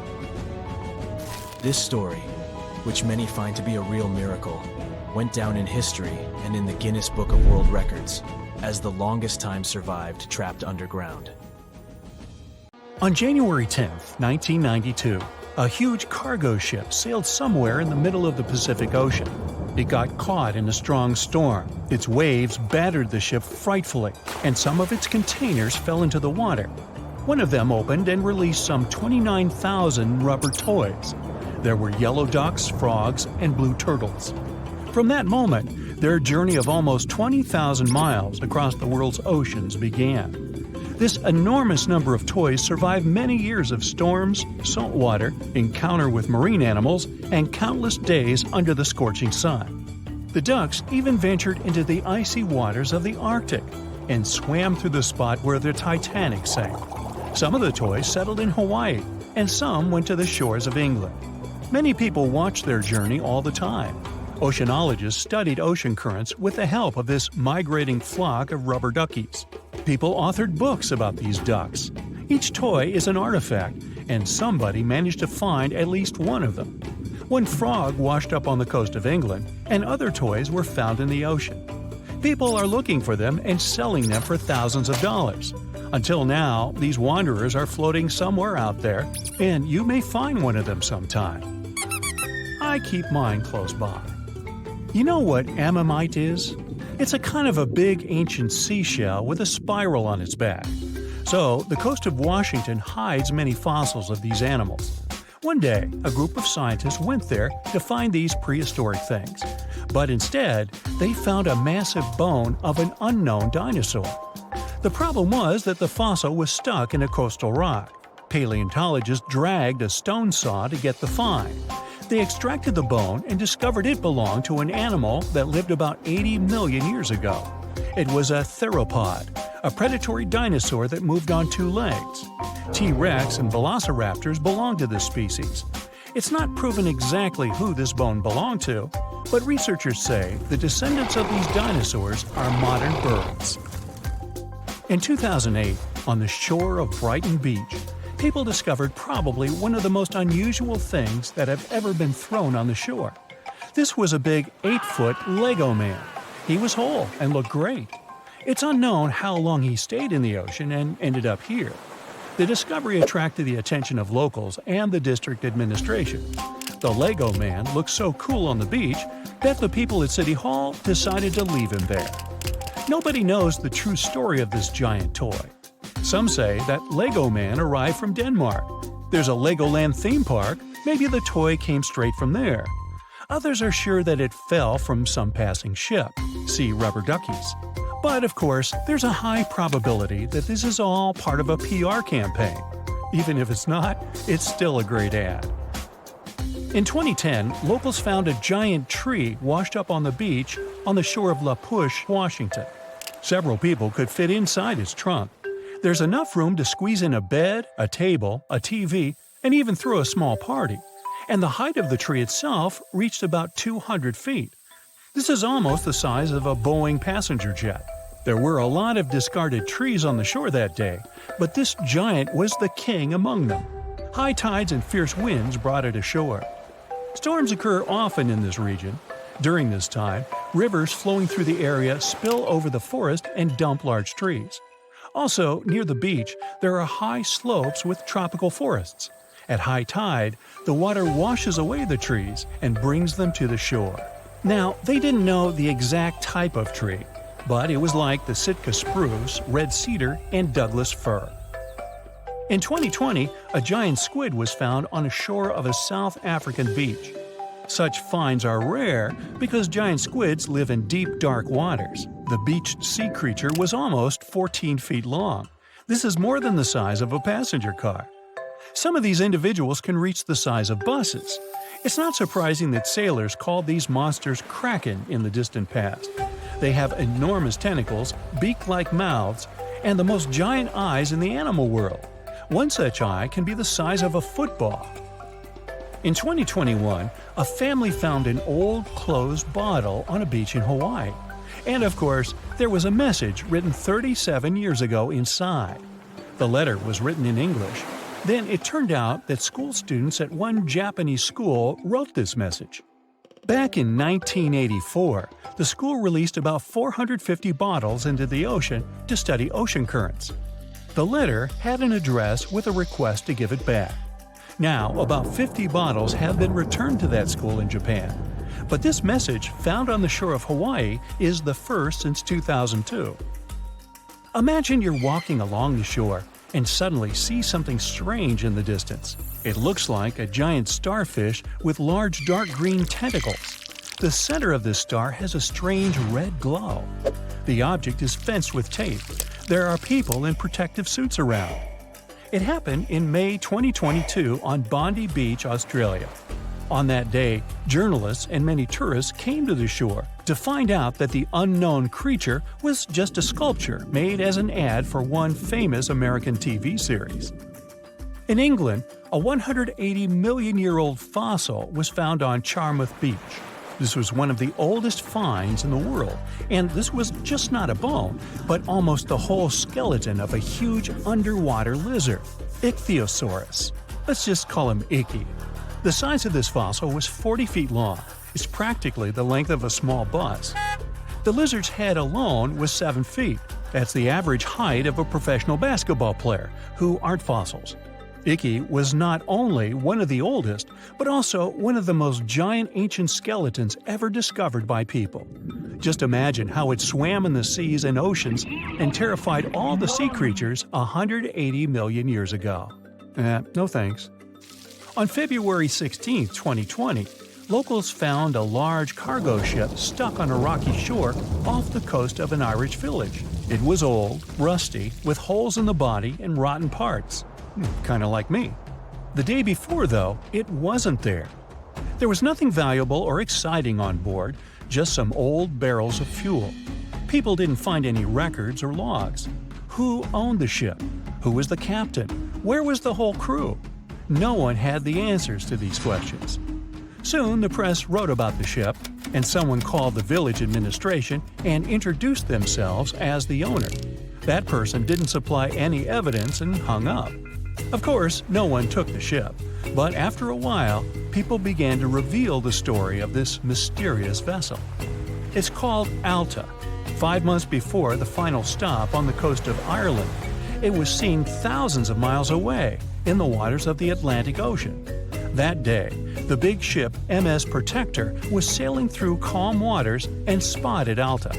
The MS Protector crew tried to contact it, but no one answered. Even then, the vessel was empty. It was a phantom ship. It's still unknown how it could cover the distance across the Atlantic and surf to the coast of Ireland. Maybe it's just luck. It's also notable that no one else has seen the ship all this time. It just calmly sailed huge distances, surviving storms. But then, added information appeared. Alta had changed several captains and flags. It was used by smugglers for illegal purposes. It visited the shores of Africa and Greece. One day, several members of the Alta crew sent a distress signal. They ran out of food and water supplies. There was a breakdown inside the engine. People were rescued, and the ship remained wandering in the ocean. The owner of the boat was never found. You're walking along a hot desert under the scorching sun. You run out of supplies. There's no more water. You dream about rain, but there are no clouds in the sky. With each step, you lose more and more strength and fall. You notice a small pond nearby. Is it real water or just a mirage? You can't get to your feet, so you crawl there. The water is getting closer by the minute, but not because you're moving towards it. It's the water approaching you. In a few minutes, the pond area increases. Here, you're already in it. A small lake is formed, 60 feet deep, at the place where the piece of desert was. This real event happened in 2014 in the Tunisian desert. No one knows exactly on what day the lake appeared, since this part of the south of Tunisia is sparsely populated. At first, shepherds passing by saw the lake and didn't believe their eyes. In the next few hours, hundreds of locals came running to the place. They began to swim, jumping into the water from the surrounding rocks. But a few days later, something strange happened to the lake. In the beginning, it was a crystal clear turquoise blue color, but then it turned dark green. People didn't attach any importance to this and continued to swim. They shouldn't have done that. The scientists and geologists arrived and immediately announced that it wasn't safe to swim in the lake. Muddy green water means the lake is stagnating. It's not refreshed, it's not fed by underground springs. Now the lake is filled with algae and a lot of harmful bacteria that can cause serious diseases. They also found out that this region of Tunisia is filled with huge deposits of phosphate. This substance can disintegrate and leave radioactive traces. The lake can be carcinogenic, toxic, and hazardous for any living organism. But people didn't worry about this too much. They walk in the middle of the desert, while the sun heats the air to 104 degrees Fahrenheit. Most of them are unlikely to refuse to jump into cool water, despite the warnings of scientists. Until now, no one knows exactly the reason for the appearance of the lake. Some scientists believe the lake was formed because of heavy rains. The lake is surrounded by rocks and is located inside a canyon. The water could just accumulate after each storm. Some geologists think an earthquake was the cause of the lake. A small seismic activity provoked the rupture of the Earth's rock above the water table, and through this hole, all the water splashed out. And if this theory is correct, then the lake can be pulled back underground through cracks. This is the same as when you pull the plug out of a drain hole in a filled bathtub. Any small earthquake is like pulling the plug out. Therefore, if you find yourself in these places, don't swim in this radioactive lake. We're going to the Caribbean Islands region. Among the clear blue sea, you can find a unique lake. It's located on one of the paradisical islands. You may not even notice the lake right away. The entire territory may seem like a huge concrete platform, but the main thing is not to step on its surface. Pitch Lake is a lake filled not with water, but with liquid asphalt. This is the largest asphalt deposit in the world. Steam is coming from all over the lake as it's hot. The depth of this lake is 250 feet. An entire passenger Boeing could fit there in an upright position. The lake is not fully studied, but scientists believe there's a deep fault in the Earth's crust under it. A huge amount of oil seeps through it. It passes through various chemical compounds and turns it into the asphalt. According to rough estimates, there are about 10 million tons of hot material inside this place. Theoretically, no life can exist in such conditions, but scientists have discovered a colony of microbes. Somehow, these creatures have learned to survive here. This also suggests that life outside of our planet may exist. The largest moon of Saturn, Titan, has many hydrocarbon lakes on the surface. And if the simplest forms of life appeared among 1 million tons of molten asphalt here on Earth, then nothing prevents them from appearing on Titan. We're going to Indonesia, to the island of Java. You need to climb a large volcano to see the next phenomenon. The volcano is overgrown with grass and trees, but it doesn't seem to be sleeping. Smoke is pouring out of its mouth. You climb to the top and see a clear lake instead of boiling magma. The blue sky is reflected in its bright turquoise surface. But don't try to jump there. This lake is filled with acid. The magma inside volcanoes comes from the deep bowels of the Earth's crust. The incandescent liquid consists of many molten metals and chemical compounds, and the lake is filled with particles of these metals. In addition, the volcano emits sulfur dioxide gases. When they combine with metals, they form a beautiful turquoise color. You'd better come back here at night. In some places, a lot of sulfur is concentrated. These accumulations come out of the lake and come into contact with the air. When this happens, everything around bursts into bright blue flame. It's safe to observe this from the side, but don't get too close. Nearby, on this island, there's another acid lake. It also releases sulfurous gases into the air, which are easily ignited when in contact with oxygen. And when this happens, the gases burst into a bright blue electric flame. It's difficult to see the flames during the day. At night, you can see these flashes from afar. Our next location is Australia. You start the drone high above the forest area. Among the green dense forests, you can see a bright pink spot. It's our lake. This time, the beautiful pink color may not stop you from swimming. You can relax here and take beautiful photos. The lake attracts thousands of tourists, but scientists have only recently been able to find out the reason for the unusual color. At the bottom of this salty lake in Melbourne, special algae grow and secrete a red pigment. In combination with sunlight, high temperatures, and a small amount of precipitation, it turns the lake pink. By the way, Australia is not the only place with such a phenomenon. There are lakes with a pink tinge of water all over the world. You can find them in Senegal, Bolivia, Kenya, and many other countries. The water of these places is also salty and contains the red pigment of unusual algae. We leave the hot beaches and fly to cold Canada. Here, we see a frozen Lake Abraham. We step on the ice and notice huge frozen bubbles inside. They resemble jellyfish, and there are thousands of them there. This is methane. It's a highly flammable substance. The grass, leaves, pieces of trees, and any organic substances that fall into the lake become food for a lot of bacteria that emit methane. Upon contact with frozen water, methane turns into tens of thousands of frozen balls. When the ice melts, the bubbles burst and sizzle. This phenomenon can also be observed on some shores of the Arctic Ocean. There, the size of the bubbles can reach several times more than balloons. It's a beautiful sight, but it's not safe, since methane ignites when it contacts with air. We're in the coldest place of our journey. It's Antarctica, near the driest desert on Earth. A dry place doesn't mean it has to be hot. It's an area with minimum precipitation. The desert isn't sand and cacti, but a place where almost no living life inhabits. Some areas of Antarctica meet these two criteria. However, in this icy desert, you can notice a tiny lake. Its depth is only a few inches. Technically, it's a pond, but the most amazing thing is that it stays in a liquid form. The temperature here drops to negative 58 degrees Fahrenheit. The pond should be frozen, but this doesn't happen. Don Juan Pond is one of the saltiest reservoirs on the planet. The amount of salt here doesn't allow the water to freeze.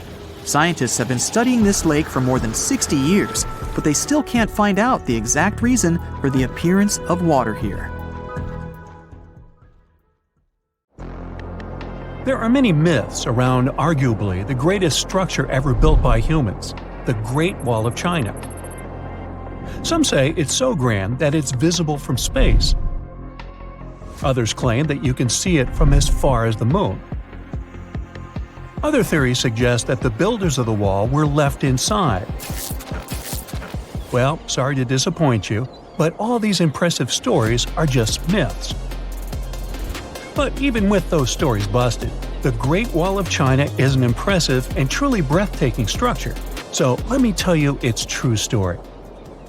Today, China is one of the most populated countries in the world, counting as many as 1.4 billion residents. It's also one of the oldest nations in the world.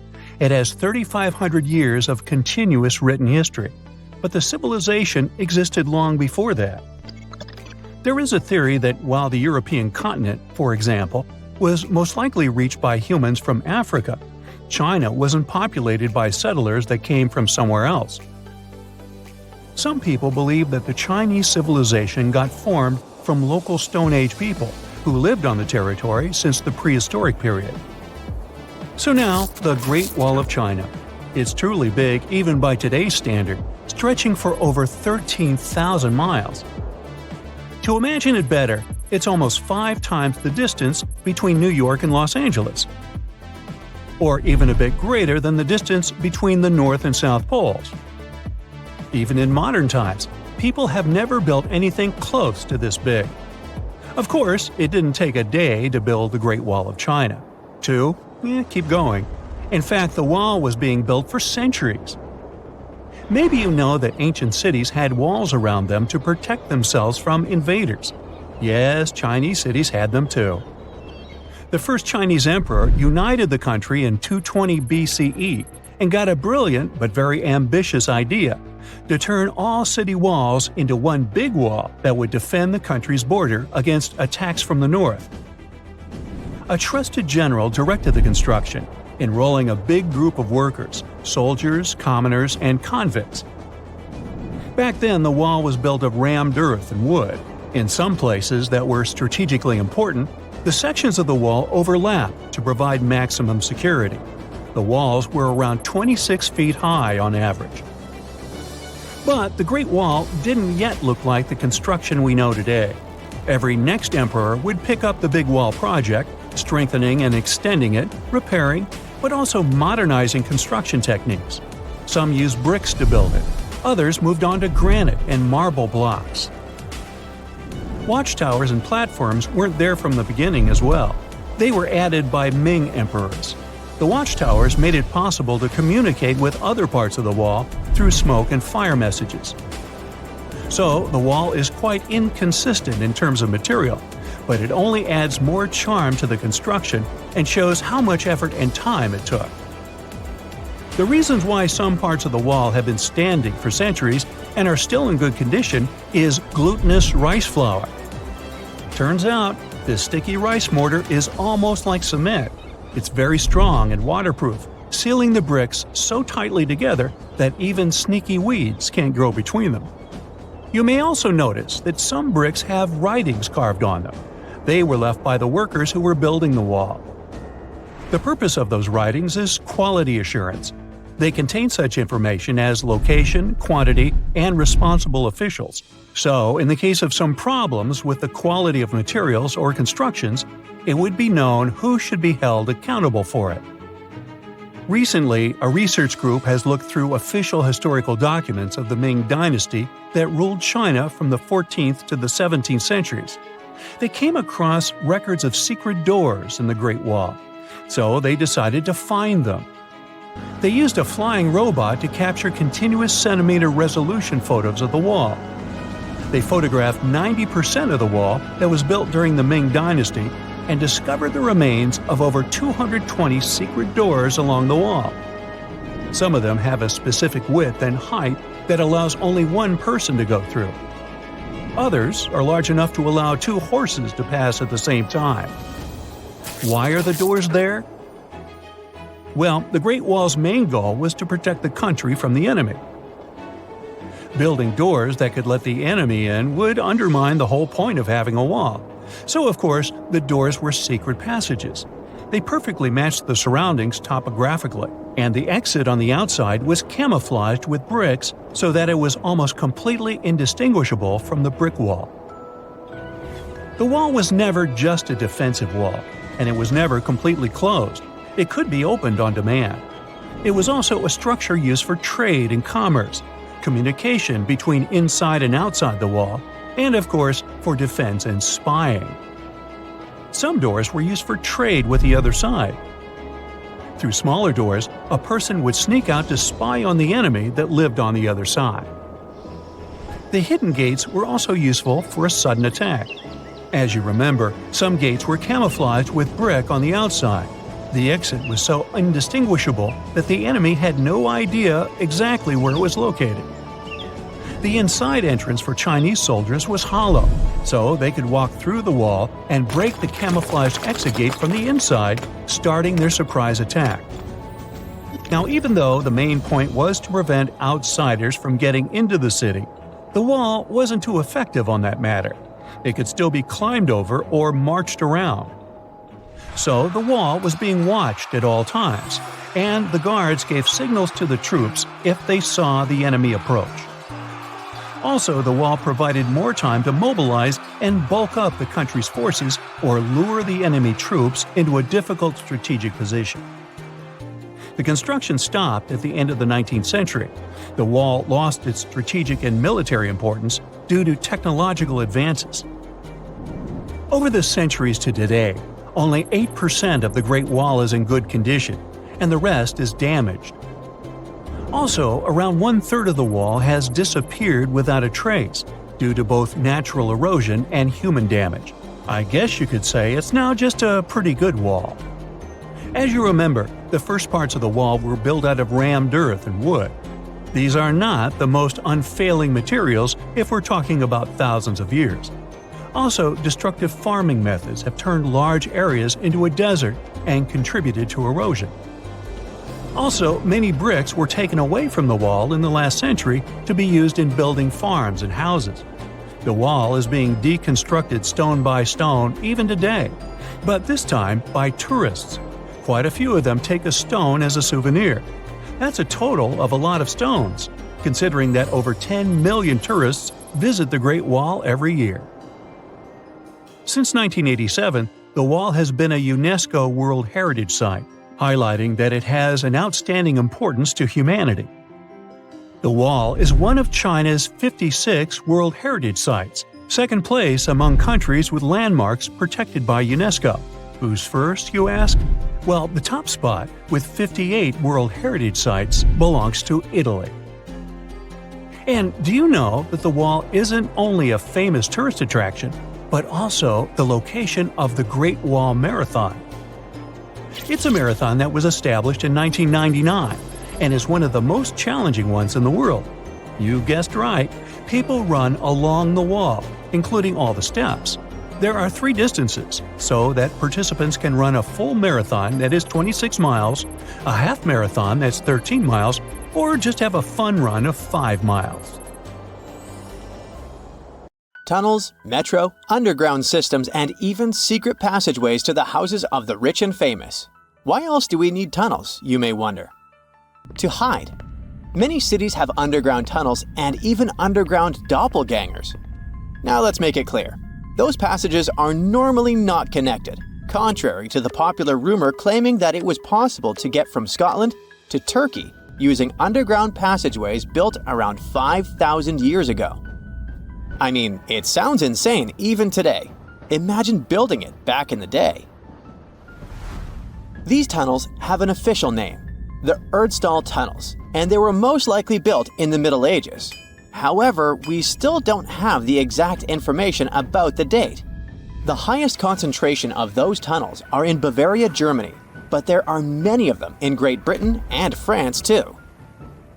Erdstall tunnels, a unique type of earthen passage found globally, are characterized by their narrow, oval-shaped corridors and tight choke points, known as schlups, or slip-outs.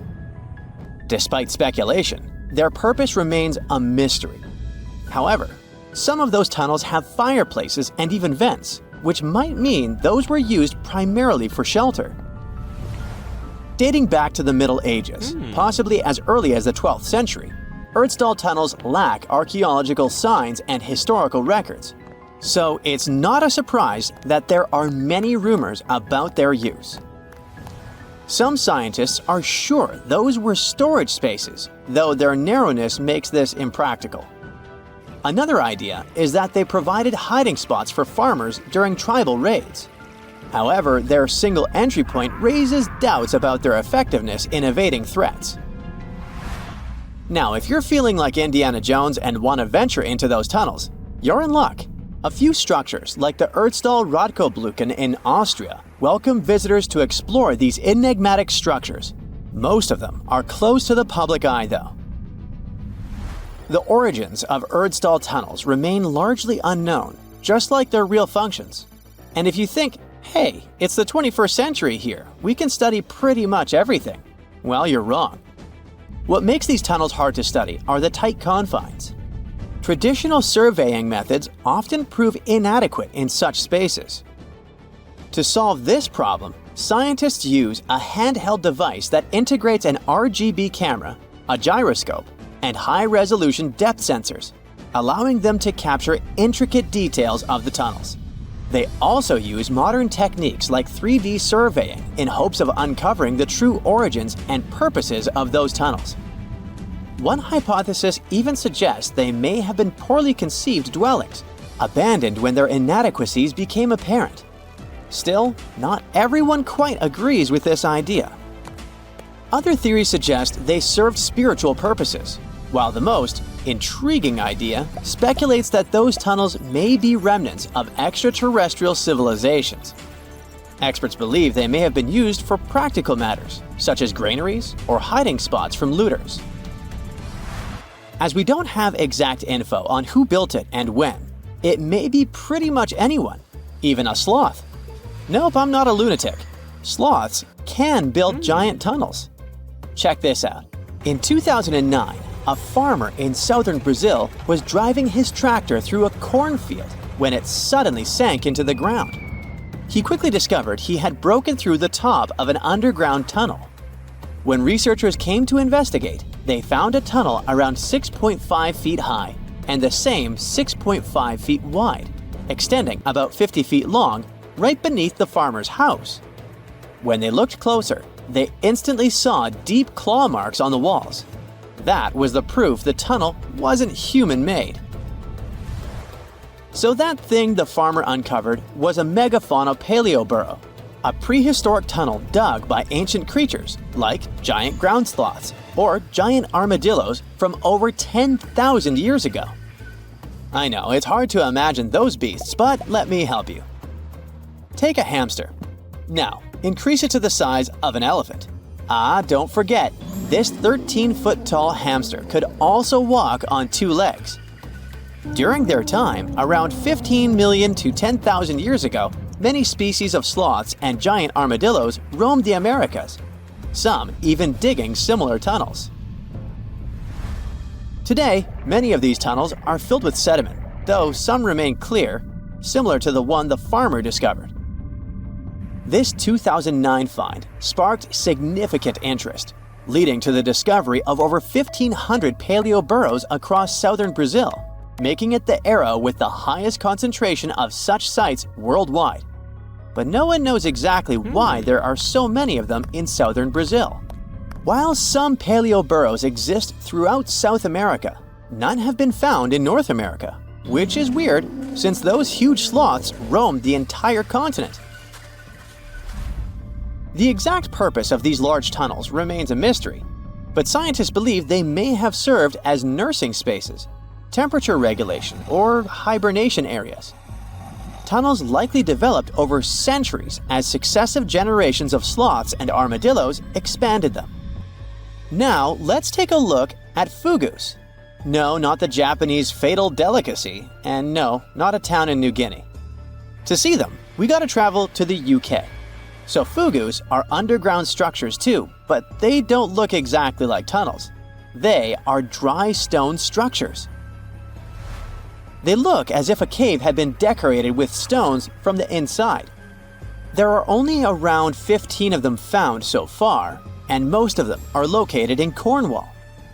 According to the estimates, those tunnels were built about 2,400 years ago, and they're still in pristine condition, which is truly fascinating. I mean, back in the day, people had no cool machinery whatsoever, yet their structures still last. And if you dare to buy an apartment today, well, chances are you won't be too happy about the quality. Going back to our fugus, there's nothing extraordinary about their supposed purpose. They could be used for spiritual purposes, as a place to hide, or a food storage. The latest application, though, is a bit weird. I guess it's not a secret for anyone that England is famous for its excessive humidity. And if you want to store your food properly, you gotta avoid the humidity at all costs. Otherwise, say welcome to mold and fungi. But ancient people weren't dull-witted at all, or they wouldn't have survived, and you and I wouldn't be around now. So they might have adapted those fugus to store just some products, those that already had natural molds in them, assisting in the preservation of perishable food, like milk, butter, and cheese. But hey, those are just speculations. The true reason why they were built remains unknown. What makes fugus unique is that they are intentionally built tunnels, not just excavated mines like those in Wales. They were crafted by digging deep trenches, lining them with stone slabs, covering them with capstones, and then filling over them, all of which took significant time and effort. Still, no matter how hard those were to construct, cities around the globe are often built over intricate tunnel systems, each unique to its location. For instance, Paris is famous for its extensive underground quarries, which were abandoned years ago, but still pose a risk of collapse in certain areas above. London boasts one of the largest tunnel networks in the world, including many that were specifically created for military purposes. In New York City, there are rumors of secret tunnels, while Los Angeles has old tunnels from the Prohibition era used for speakeasies. Many other cities also have their share of enigmatic tunnels, and surprisingly, Florida is no exception. It happened in the year 2011 in Ybor City. Near a former post office, flooding uncovered something weird, a section of an unknown structure. Back then, people didn't pay much attention to that, so it took another 7 years to discover something truly fascinating. This historic neighborhood was founded in the 1880s, but it remained unknown until 2018 that it also has a hidden tunnel network. We only learned of it because of renovation work. The exact purpose, of course, is unknown, but most scientists are pretty sure that they serve to connect to early gaming spots and the port of Tampa. Figuring out how extensive the tunnel network is tricky. In 2018, a historic home in Seminole Heights revealed locked doors leading to tunnels from the 1920s. One local even said he traveled through a tunnel for 20 minutes. Rumors suggest some tunnels connect to the Hillsborough River and Ybor City. Research is ongoing, but no new info has emerged yet. Imagine you are walking to your car in the morning, but there is a problem. Your vehicle is not sitting neatly by the side of the road. Its rear end is sticking out of a gaping hole. This is what happened to a Queens resident, New York, back in 2020. A sinkhole had swallowed his SUV overnight. Events like this are nothing out of the ordinary in many parts of the globe. But sometimes, sinkholes can hide unspoken beauty inside them. In East Asia, a recent find stunned the scientific community. Cave explorers came across a colossal sinkhole that concealed an ancient forest. It is located in a province, Guangxi Zhuang, close to the north of Vietnam, the Lê County, where researchers discovered the hidden forest is already famous worldwide for sinkholes. This one brings the number to 30. They are scattered over an area the size of 3 Gibraltars. This is just a tenth of the total number of sinkholes in the whole country. The name Tiankeng for these large holes in Earth's surface translates as sky holes or heavenly pits. The dimensions of the new sinkhole are impressive. It is over 1,000 feet long, and it's pretty deep too. You could fit the Great Pyramid of Giza 1.5 times inside it. The sinkhole's total volume matches that of 2,000 Olympic swimming pools. The exploration team had to hike for hours to reach the bottom. It was all worth it in the end. They discovered a pristine underground forest that had no trace of human activity. Scientists estimate that the plants date back to the time of the dinosaurs. The foliage reached to the explorers' shoulders. Some trees were 2 times taller than the Hollywood sign. This discovery was amazing, but not entirely unexpected. Geologists were familiar with this type of landscape. In this part of East Asia, karst topography is pretty common. The word is Slavic in origin. Since the late 19th century, geologists have been using it to describe barren limestone regions. This type of landscape features fissures in the ground, caves, underground streams, and, of course, sinkholes. Karst forms in parts of the world with heavy rainfall. The water dissolves materials such as limestone or dolomite. This creates a scenery that many people describe as wild beauty. Karst terrains have a practical purpose as well. They are ideal for storing water that humans can drink. Around 700 million people around the world use these karst aquifers as their primary water source. In the United States alone, 40% of the groundwater used for drinking comes from them. Springs of Florida and the Mammoth Cave in Kentucky are just some of the most famous karst areas. Geologists classify around 1/5 of the U.S. land surface as karst. This type of terrain exists on other continents as well, in the Caribbean, Europe, Australia, and Asia. Due to local differences in climate and geology, karst doesn't appear the same everywhere. In the Spanish province of Malaga, the landscape consists of barren rock. This is what the karst regions of Italy, Slovenia, and Montenegro also look like. In East Asia, the landscape over the karst is green. This is because of the humid tropical climate. Sinkholes and cave entrances are usually hidden behind lush vegetation. The region's unique appearance got it inscribed on the UNESCO's World Heritage List in 2007. The world's second most populous country is home to 2/3 of the planet's natural occurring sinkholes, tiankengs. They start to form when rainwater seeps into cracks in the limestone. Over time, the gaps widen as more and more material is washed away. At one point, the ground above the limestone becomes unstable. The end result is the collapse of the surface layer. This happens suddenly and without prior warning signs. Once a hole forms in the ground, water starts filling it up. Another way for a sinkhole to form is the existence of an underground cave. Its roof can collapse. The shape of such sinkholes resembles a funnel. It is wider at the opening on the top and narrower near the bottom of the pool. The most famous of these sinkholes are cenotes. They occur naturally on the Yucatan Peninsula in Mexico. The region is home to more than 2,000 cenotes. They are all former caves whose roofs had collapsed at some point in time, and they are filled with fresh water. The local people have been using them as water sources for thousands of years. The ancient Mayas gave them mystical symbolism. For them, the cenotes were passageways to the other world. In reality, they are just a feature of karst terrain. Sinkholes that form in regions with abundant rainfall and limestone beneath the surface soil. The depth of a sinkhole can vary significantly. The smallest are barely 3 feet deep. When it fills up with water, it turns into a pond. A large lake can form in the place of a large sinkhole. One example is the Red Lake in Croatia.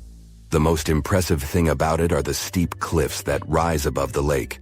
They are nearly 800 feet tall. The world's biggest and deepest sinkhole, Xiaoshai Tiankeng, lies in the vicinity of the Yangtze River. The outside world discovered it only in 1994. The hole is so deep that you could stack up 7 statues of liberty inside it. During the rainy season, a waterfall cascades from the pit's mouth into a cave system at the bottom. But not all sinkholes fill up with water. This was the case with the newly discovered giant sinkhole in Asia. It developed its own ecosystem. The high humidity and low temperature inside it were perfect for plant life to thrive.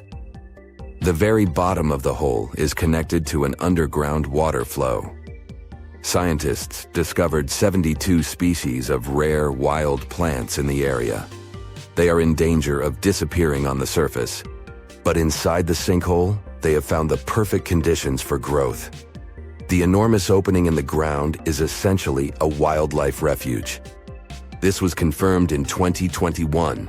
That's when biologists discovered 2 species in the Yunnan province that they previously thought had gone extinct.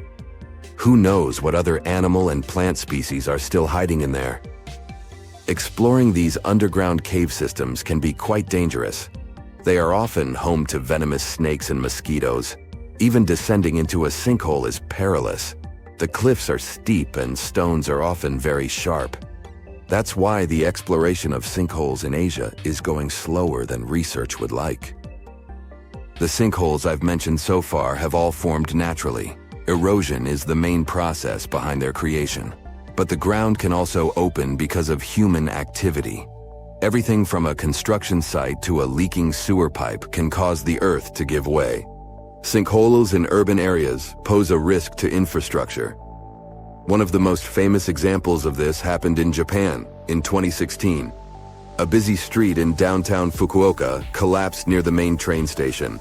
The sinkhole severed power lines and pipes that lay underground. Luckily, no one was injured. The diligent Japanese engineers repaired the damaged road section in just 48 hours. The biggest issue with sinkholes is that you never know when and where they are going to open. The best tool that geologists have for detecting underground cavities is ground-penetrating radar, GPR. It resembles a land mower. The operator goes up and down a troubled area to scan the ground underneath. The radar sends out impulses that detect any contrast between different materials. It feeds back this info in the form of a 2D or a 3D image. Once engineers detect a potential sinkhole, they use different techniques to stabilize the ground above it. The simplest method is called grouting. It involves filling the hole so it won't collapse.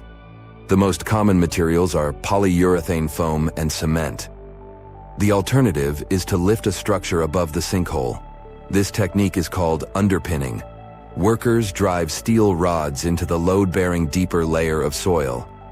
This is the same construction method engineers use to erect stilt houses above the waterline.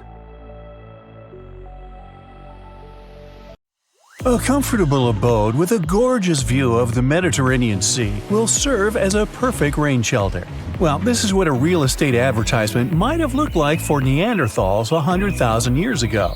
Welcome to the weird and wonderful caves you could live in, or not. Of course, back then, neither real estate and advertising had been invented yet. Never mind the fact that Neanderthals couldn't build houses and often lived in caves. Yet, one of those caves looks an awful lot like a residential building. It's situated inside a high limestone cape called the Rock of Gibraltar. If the Neanderthals had had an economy, the caves inside this rock would have cost a bundle.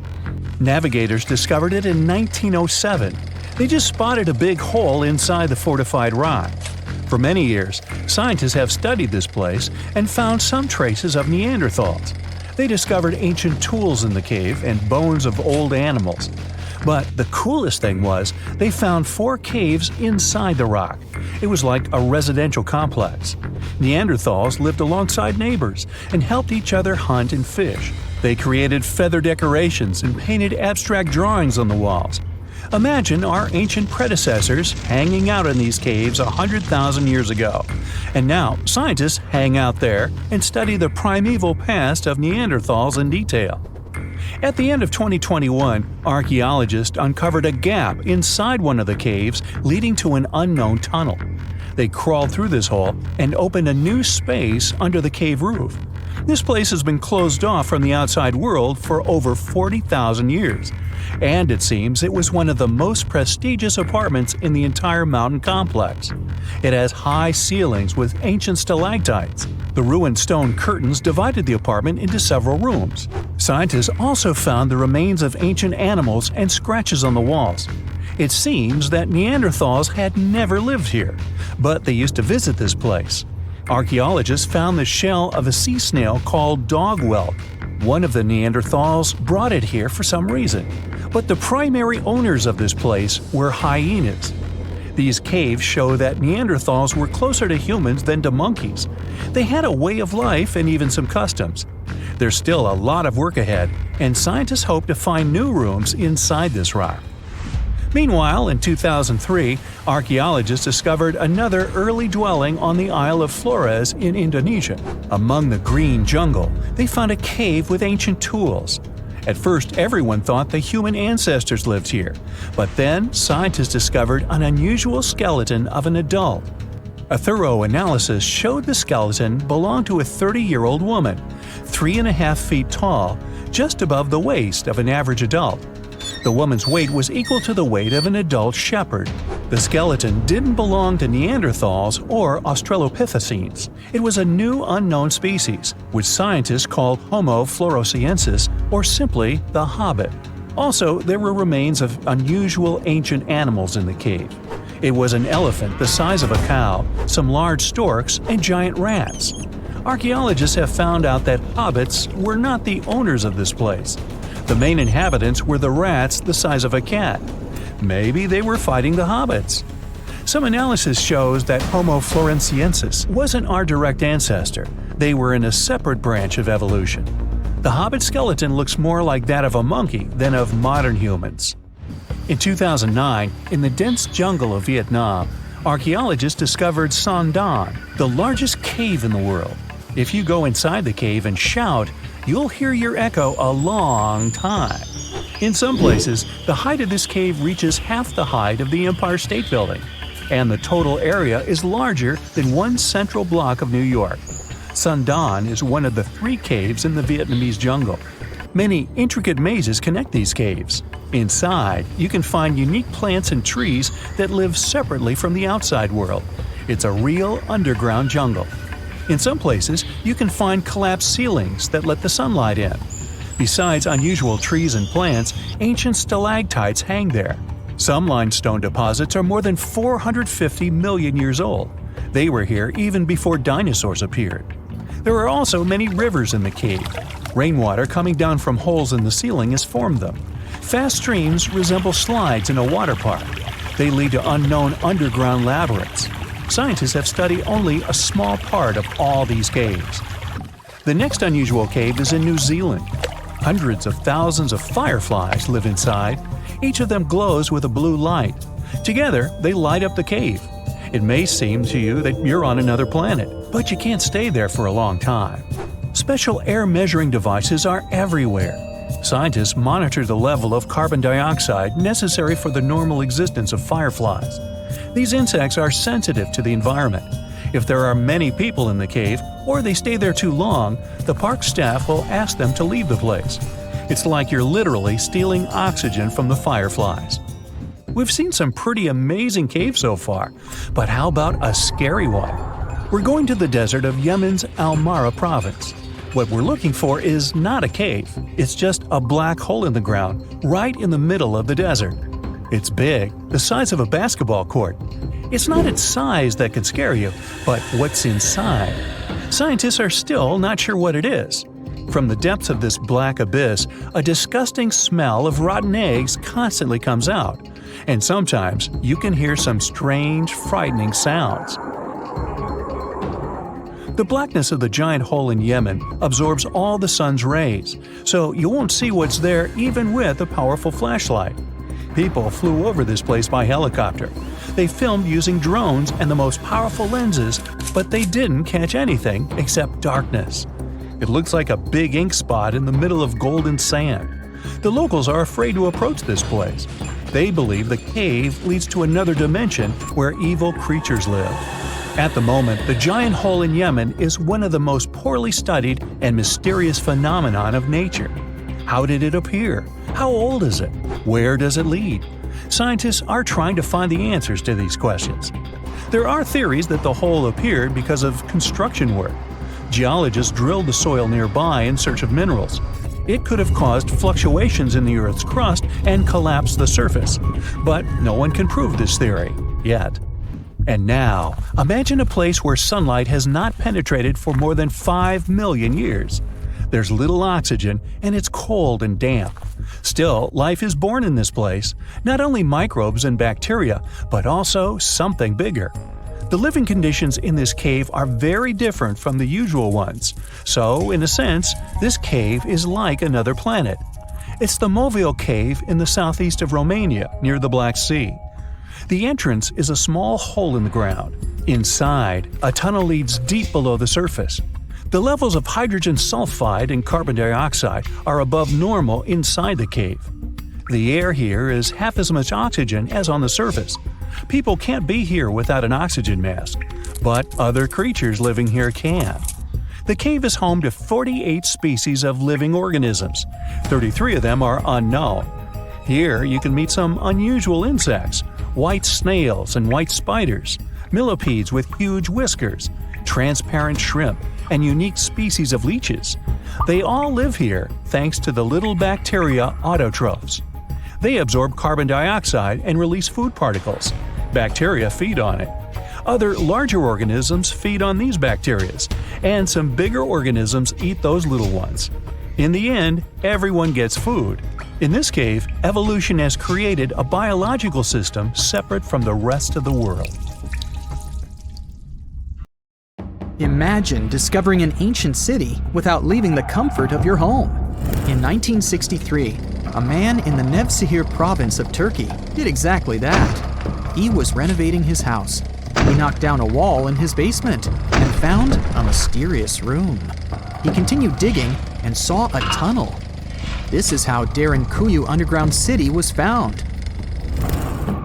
Derinkuyu is one of the deepest multi-level underground settlements of Cappadocia and in all of Turkey. This engineering masterpiece has 8 levels. The inhabitants living on those floors had access to cellars, storage areas, chapels, a school, a study room, and other structures.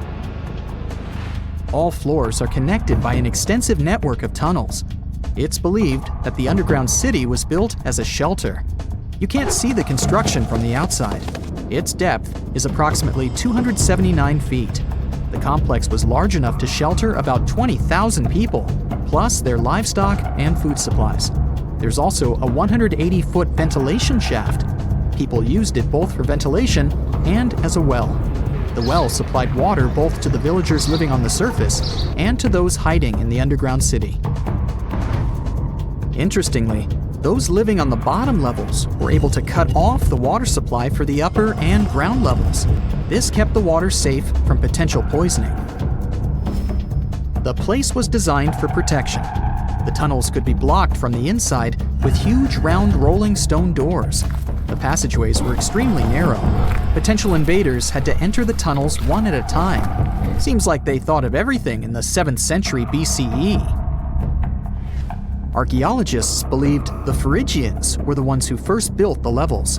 After them, the structure was used and enhanced in Roman times. This was when the chapels were added. The golden time of Derinkuyu, however, was during the Byzantine era. But how did these people manage to create such tunnels? Well, the rock they carved them into wasn't usual. It was soft volcanic rock. It appeared due to a geological process that began millions of years ago. Volcanic eruptions covered the area in thick ash. It then solidified into this soft rock. When the natural forces of wind and water eroded softer parts, only hard elements remained. Fun fact, fairy chimneys are also made of intricately shaped volcanic soft rock, but they formed naturally without any human intervention. I'm still in Turkey, but this time, my destination is Çanakkale, where a myth came to life. For 3,000 years, people believed that Homer's Iliad was fiction and that Troy never existed. In 1863, everything changed. Expatriate Frank Calvert discovered ancient ruins in western Turkey. He was convinced they belonged to the ancient city of Troy. Heinrich Schliemann examined this area in 1868. That's when Troy saw sunlight again after all those centuries. Troy has complex layers. Over the years, 9 ancient cities were built on top of one another. Historians say that the area was strategically located between Europe and Asia, so it became a prosperous trade and cultural center. This strategic position made Troy attractive throughout history. After the Trojan conflict, the city was abandoned between the years 1100 to 700 BCE. Then Greek settlers rediscovered the area, and Alexander the Great ruled there. The Romans then invaded the city. Speaking of this event, the first thing you would see when visiting the site is a replica of the wooden Trojan horse from a movie shot in 2004. The next stop is Lothal. In the 1950s, Lothal and several other Harappan sites were discovered in India. These new provinces extended the boundaries of the Indus Valley civilization. Lothal was an important part of the Harappan civilization. It had vast cotton and rice fields. Plus, it had a bead-making factory. Beads were made from semi-precious stones, like agate. Many of these beads were later found in Mesopotamia, which serves as evidence that Lothal was a thriving trading port. Archaeologists believe that the city was part of an ancient trade route. Traces of agriculture? Check. Traces of trade? Check. What else? The remains of residential buildings, streets, bathing pavements, and drains. Some real city planning, and impressive examples of early urbanization. The town was well constructed. There were modern houses. Some of them had 6 rooms, bathrooms, a large courtyard, and even a veranda. Lothal also had the world's oldest known dock. It linked the city with the Sabarmati River and the trade route. The ancient Mayan city of Calakmul is located in southern Mexico in the tropical forest of the Tierras Bajas. From 500 CE to 800 CE, Calakmul was home to over 50,000 people. There was a central plaza surrounded by outer districts. And if we count both the inhabitants of all those outer areas and those who lived in the center, Calakmul had a population of more than 1.5 million people. It was a city that was habitable for 12 centuries. It's believed that the place had more constructions than any other excavated Maya settlements in the region. After 1000 CE, the Maya civilization there faced a downfall. The settlement that was once the center of Mesoamerica was almost completely abandoned. The ancient city was at the heart of the second largest tropical forest in America. The site is well preserved, so today, if you were to visit it, you would be able to picture what life looked like in ancient Mayan times. The city remains include architectural complexes and sculpted monuments, defensive systems, quarries, water management features, agricultural terraces, massive temple pyramids, and palaces, not to mention a variety of body ornaments and other accompanying objects. It proves that complex state-organized societies lived in this tropical forest. The Mayans depicted nature in their paintings, pottery, sculptures, rituals, and even food. I'm moving on to a place people thought didn't really exist. The city of Thonis Heracleion appeared only in a few inscriptions and ancient texts. Turns out, it was waiting to be discovered for thousands of years. Scientists searched the majority of the coast of Egypt. But then, archaeologist Frank Gaudio and his team detected a colossal face looking at them from under the water. The ancient city of Heracleion was discovered completely submerged 4 miles off Alexandria's coast. In the ruins of the lost city, there were 64 ships, 700 anchors, and a treasure trove of gold coins. Archaeologists consider a 16-foot tall statue and the temple remains the most important findings discovered by the expedition. Back then, the city had ceremonies and celebrations that took place in the Temple of Amun. The ruins and artifacts were made from granite and diorite, so they were in good condition even after having been in contact with water for centuries. They give people a glimpse into what life was like 2,300 years ago in one of the most important trade ports of the world. The city had a network of canals. You can think of it as an ancient Egyptian Venice. The canals linked many separate harbors and anchorages. Towers, temples, houses, and other structures were also linked by bridges. Thonis Heracleion was the country's main port for international trade and the collection of taxes. No one really knows how the city ended up submerged, but archaeologists connect it with natural causes. At the end of the 2nd century BCE, most probably after a flood, Heracleion got covered with water. Then, Alexandria, the city founded by Alexander the Great, became more glorious than Heracleion. Before Alexandria's fame, Heracleion was the main port of entry to Egypt. So, after the disaster, many ships heading for Heracleion had to change their route and go to Alexandria. Heracleion lost its glory until its rediscovery in 1933. Mesa Verde is an American national park in Colorado. The park is the largest archaeological preserve in the U.S., with more than 5,000 sites, including 600 cliff dwellings.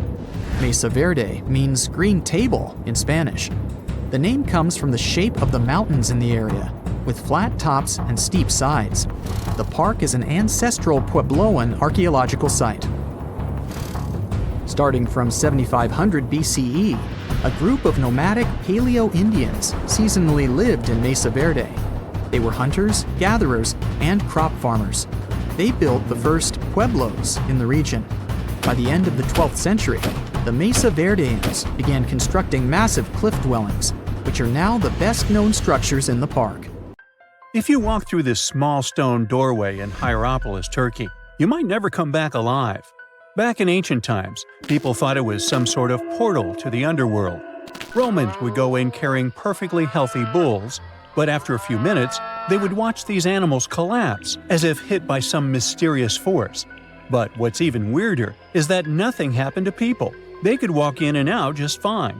Now, recent studies might have an answer for these eerie happenings, and it all has to do with people's heights. The gate, known as Plutonium, named after Pluto, the deity of the underworld, is a stone doorway leading to a small 32-square-foot cave. But the real danger is what is going on beneath it. Hierapolis is a super active geological area, and there's a big crack under the city that constantly emits volcanic carbon dioxide, which comes up as a visible mist. During the day, the sun dissipates the gas. At night, the gas forms some kind of a carbon dioxide lake on the sheltered arena floor. At dawn, you need to get out of there before it's too late. This whole place can turn particularly life-threatening right before the sun rises, when the carbon dioxide concentration, about 15 inches above the arena floor, reaches 35%. That means birds, bulls, and even humans can suffocate and pass away in just a couple of minutes. But there is a scientific reason that explains how Romans could get out of there unharmed. The carbon dioxide concentration drops quickly with height. So animals perished while their handlers, being taller and standing up, could walk out and breathe safely. Most people can't stay inside the Begarn fort after sunset. This 16th century fort, located about 146 miles from Delhi, is known as one of the most haunted places in India.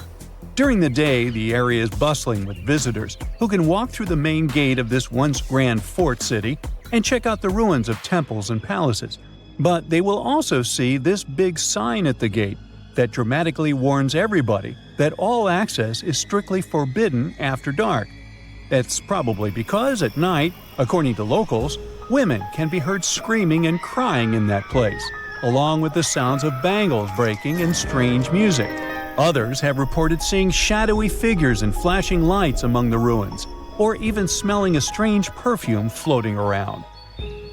Yawata no Yabushirasu is one of Japan's most restricted forests, located in Ichikawa. The forest itself is a small area, covering just a little more than 40 square yards, and it is mostly a thick patch of mosu bamboo. Its location next to a parking lot and modern buildings makes it seem less intimidating, but don't be mistaken by its appearance.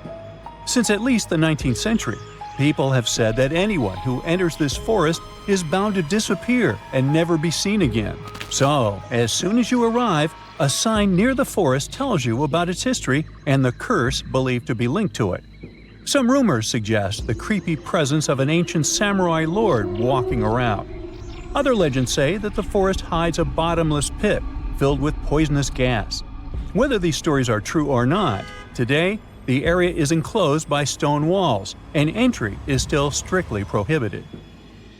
In a valley called the Dark Entry Forest in Connecticut, you will find Dudley Town, but you definitely shouldn't go inside. Not only has the land been private property since the 1920s, but it is also known as one of the spookiest places on Earth. This place was first settled in the early 1740s, and many of the original settlers were from the Dudley family. That's why it's called Dudley Town. There's a local rumor that the town's founders were descended from Edmund Dudley, an English nobleman who lost his life for treason. The legend says this curse followed the Dudley family all the way across the Atlantic to America, and their misfortune is said to be responsible for crop failures, mental problems, and several tragic incidents in the village. Again, it is all just rumors, since historians haven't found any real evidence to support these claims. Still, the pitch-black surroundings and the eerie Blair Witch Project vibe going on in that place fueled ghost stories in the 1980s. This led to many cases of vandalism in the following decade, and because of that, the landowners closed the area to the public. This old abandoned building used to be the fancy palace of King Farouk's family, who was the penultimate king of Egypt back in 1936. After his family members passed away, the palace was turned into a morgue. Locals say that today, the whole place is super creepy and off-limits. Some people have reported seeing light bulbs flicker and shadows move around, making strange noises. Once, a group of kids allegedly went inside and totally freaked out when they found all the doors had suddenly disappeared, leaving them in complete darkness. They had no choice but to start screaming for help. This Hawaiian island has been off-limits to people for over a century. It's called Ni'iau and is the smallest inhabited island in Hawaii, covering around 69.5 square miles. It has around 84 residents. The island doesn't have cell phone service, paved roads, or power lines, just solar panels for electricity. A single family has privately owned the island since 1864, when a Scottish farmer bought it for $10,000, which would be around $250,000 today. The island has stayed in the family, passing down to its descendants, the Robinsons. They have kept it private ever since, so access is highly restricted and basically by invitation only. The Erdstall tunnels are a network of about 2,000 mysterious underground passageways mainly found in Central Europe, especially in Austria and Bavaria.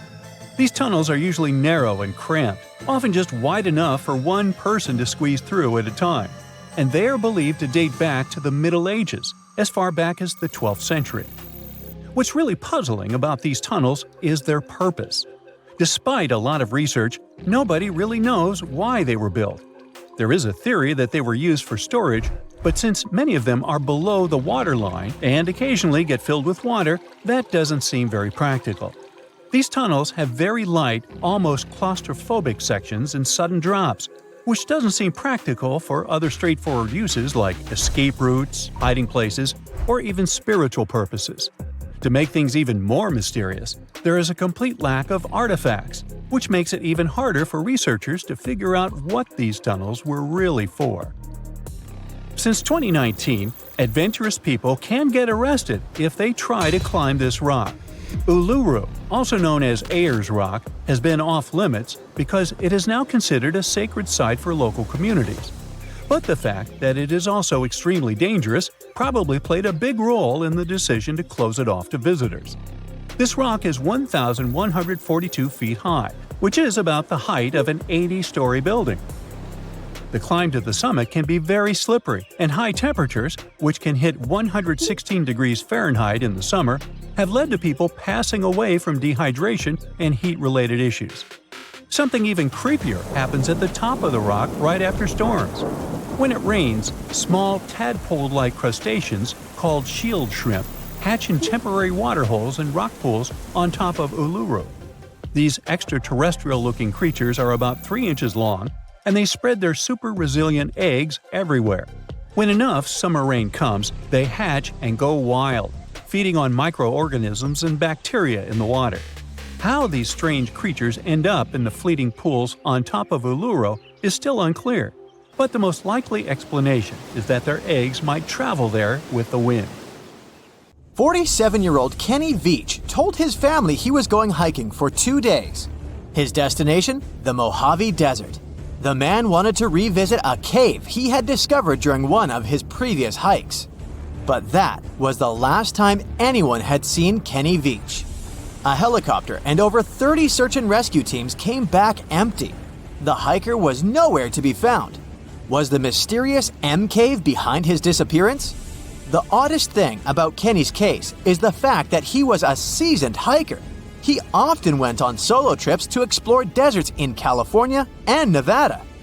The man was an ultralight hiker. That meant he brought only the most basic of supplies: water, food, and a tent. That's all. But this was enough for several days of camping in the desert.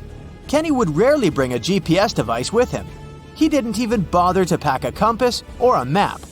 Some would call him reckless, but he managed to get back home every single time. Kenny wasn't shy either. He had a YouTube channel where he regularly posted his adventures. He named his channel Snakebit McGee because he picked up snakes wherever he went. But Kenny also had another habit. He went into every cave he found in the desert. Now, he didn't post many videos. Kenny mostly used YouTube to comment on other people's adventures. In a comment from June 2014, the man revealed that he had discovered a mysterious M-shaped cave. It was located in the Sheep Mountains of North Las Vegas. Kenny's description of the cave is where the weird part of the story begins. He spotted it while hiking and noticed the cave had an interesting entrance. It was shaped like a perfect letter M. Kenny went up to it, but something didn't seem right. He reported that his body started to shake as he approached the cave. The vibrations were so strong near the entrance that Kenny turned back. In his own words, he was scared for his life. It must have really been something if it frightened an experienced trekker. Kenny had an impressive track record. He had been hiking for 20 years. He explored caves other people were too afraid to even enter. Once, he was bitten by a rattlesnake and had to spend a week in the hospital. On his journeys, the man found skulls of all shapes and sizes, as well as old animal traps. Kenny slept on mountain peaks under the stars. One time, he hurt his leg on a mountaintop. He had to walk 20 miles back to his truck. It was 100 degrees Fahrenheit that day, and Kenny had 1 cup of water to keep him going. Kenny Veach was a true survivalist. But this one cave was a mystery to him. He admitted that he was totally unprepared that day. He had the tools to open a can, but not to fight the mysterious force that took over his body. But Kenny wasn't a quitter. He made plans to return to the M Cave, and this time, he was going to be ready. He did so several months later, but much better equipped. But the trip turned out to be a bust. He recorded a video, but couldn't find the cave. Was that it? Was the brave explorer finally going to quit? Not by a long shot. His followers on social media wanted him to solve the mystery. So he went out into the desert for the 3rd time. he planned a short, overnight trip, but nobody ever saw him again. After 2 days, his family alerted the authorities. They quickly launched a search for the missing man. Now we come to the weird part. In one of his videos, Kenny stood in front of an abandoned mine shaft. This is where he briefed the viewers on the mission. Rescue teams reached this point and found Kenny's phone. This was 10 days into the search, but the trail soon went cold. The rescuers feared the worst. They decided to send a camera down the shaft, but didn't find anything. For a full month, no one had any idea where Kenny was. And then, the mystery deepened. An unknown woman came forward online. She claimed to be the missing man's girlfriend. The mysterious woman told the story of how she went with Kenny on hour-long hikes. She urged hikers to use GPS not to get lost. And then, a claim that shocked social media users. The woman believed Kenny's disappearance wasn't an accident. She revealed that her alleged boyfriend had some serious issues. Apparently, he had quit his job a year prior to his disappearance. Did Kenny Veach really trek into the desert to take his own life? People weren't convinced. Kenny's daughter believed her father just had an accident. In her words, he was a survivor. Was the mysterious M Cave responsible for his disappearance? Did he find someone or something he shouldn't have found there? The questions linger, and so did the theories among the online community. Fellow hikers and YouTubers were determined to find the M Cave. This would solve Kenny Veach's mysterious disappearance once and for all. In 2021, one hiker got lucky. He claimed to have found the secretive M Cave. For safety reasons, the man couldn't reveal his exact location. The cave sits somewhere near Nevada State Route 375 East. The entrance to the cave really looked like an oversized letter M, just like Veach described it. But the shape is too hard to notice from ground level. Only when you look at it from above is the M shape visible. Who knows, hikers might have been walking past it for years without noticing the cave. Even Kenny couldn't locate the entrance the second time he went looking for it. The cave wasn't very deep, but there was something odd at the entrance. There appears to have been a straight line of rocks. Did someone try to wall off the entrance?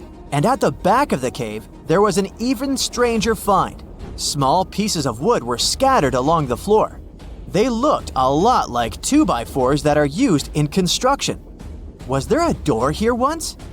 The hiker found a nail sticking out of the stone. It could be part of a latch that was there some time ago. But the strangest part was the writing on the wall. Hatch or Veach? It's hard to tell. The hiker that discovered the cave didn't want to stay to find out. He left the cave in a hurry. No, it wasn't because he felt a strange vibration in his body like Kenny. He just didn't want to be in a desert cave in the middle of nowhere. This is the Mojave Desert, one of the most dangerous landscapes on Earth. Could this setting better explain how Kenny Veach disappeared without a trace in 2014? The desert's nickname is well-deserved. This is where scientists recorded the hottest temperature on the planet. 134 degrees Fahrenheit, and the average temperature during summer, just 113 degrees Fahrenheit. No sweat. But you'll also need a blanket. At night, the air temperatures drop well below freezing. Talk about a climate roller coaster. And the list of dangers doesn't end there. The driest and hottest place in the United States is home to dangerous animals. Mountain lions, venomous lizards, spiders, and wasps. You name it. Any one of these animals can end the life of an unsuspecting hiker. There is a reason why Kenny always wore snake guards when trekking. And then, there are mine shafts. Local authorities strongly advise hikers not to enter them. These old mines from the 1800s are highly unstable. A person can easily fall down a hidden shaft. They also have pockets of bad air, which can suffocate a person. And remember the likable wildlife? They too live in these shafts. Rattlesnakes, scorpions, and black widow spiders. Kenny Veach could have easily fallen into one of these shafts, and there would be no help for him from miles around, since Nevada is one of the least populated states. Now, how about some surreal hidden places to check out? Grab a flashlight and your backpack, and bon voyage! The trip starts in the mountainous country of Switzerland. You travel to the town of Waltensburg in the eastern part of the country. It's raining and it's very cold, but you still make your way to the bottom part of a mountain, where your first adventure awaits. After climbing up high in the mountains, you see a strangely shaped castle. To get there, you must walk up an extremely narrow pathway. Don't look down, you think to yourself. You tighten the straps of your backpack and manage to walk along the pass. Standing at the door of the castle, you really can't believe what you see. A 13th century fortress built entirely of stone. Today, all that is left of Krafenstein Castle is mainly its ruins, but their condition is good enough to get an idea of what the place looked like back in its glory days. You take your time to explore the castle inside, but honestly, this place gives you the chills and you're ready to move on. The next place on the list is Turkey. A plane and then a car ride later, you arrive in the city of Çorum in the northern part of the country. On the outskirts of Çorum, you find a valley filled with old, overgrown mountains and see the beginning of the trail you're about to hike. The way is extremely steep, but it leads to a secret door carved in the mountain. Congratulations! You've just arrived at Kapilikaya. The huge door is a massive arched stone that blocks the entrance to a hidden building. Experts think it has existed since the 2nd century BCE. Unfortunately, the huge door won't open, so what's hidden inside is a mystery today. It's guessed that there is a room inside. Some locals say there's a treasure hidden there too, but until today, no one has managed to enter the place to check. Okay, it's time to get moving before night falls. Next, you get the unique opportunity to travel to Ethiopia. Wandering around the city of Lalibela, you stumble upon a huge pit carved in the ground. You approach it carefully, and soon enough, you see a magnificent terracotta building. So richly detailed, it leaves you mesmerized. But that's not all. There are 10 other pits just like this one, hiding King Lalibela's 12th century buildings. All 11 constructions are different from one another, yet share a similar recognizable style. They were hand-carved over the span of 24 years, only with the help of chisels, which is unbelievable given that these buildings are up to 50 feet high. That's about as tall as 5 African elephants stacked on top of each other, if you could do that. This unconventional way of construction made them entirely monolithic, meaning they were carved out of just one gigantic piece of rock. Pretty impressive, huh? Once you leave Ethiopia, you grab a flight to southern Italy, right there on the tip of the boot. No hiking is needed here. Whew! Your friend takes you to a site called Sassi di Matera. It's a Paleolithic city carved in the slope of a steep hill. You might feel like you've traveled in time here, as local stone houses and ancient buildings are unlike anything you've ever seen before. The site, also known as De Sassi, is suspected to be one of the first human settlements in Italy, dating back to over 9,000 years ago. Wandering around the town, you might get invited inside one of the cave-like houses. Oh, and as weird as it may sound, some of the streets run on top of people's homes. Talk about Paleolithic urban planning. You're probably becoming an expert on rock-cut architecture by now, but there are still a few sites left on your list. Next off, you head to Slovenia to visit the world's largest cave castle. This medieval castle was built on top of a 400-foot-high cliff and was designed to be impenetrable. Luckily for you, security is much more relaxed today. Still, if you're looking for a more challenging and less touristy way inside, you can get into the castle through one of its many underground tunnels. They were built over 800 years ago for the owner of the castle. He needed secret passageways to sneak supplies. Today, Pajama Castle is both enchanting and mysterious. I'd say it depends on whether it's a warm sunny day or a cold stormy night. After this medieval experience, you head on to visit Petra, a magnificent Jordanian monument found in the middle of the desert. To get around here, you'll need a large supply of water and sunscreen because it's going to get hot. But this site is worth it. The city of Petra is a marvel of the ancient world. Back in the 4th century BCE, this region was a trading hub at the crossroads of commercial routes. Petra was a wealthy city, home to the Nabateans, an Arab Bedouin tribe that thrived in the region for many years. The rock-carved gate-like structure Petra is famous for is called the Pharaoh's Treasure.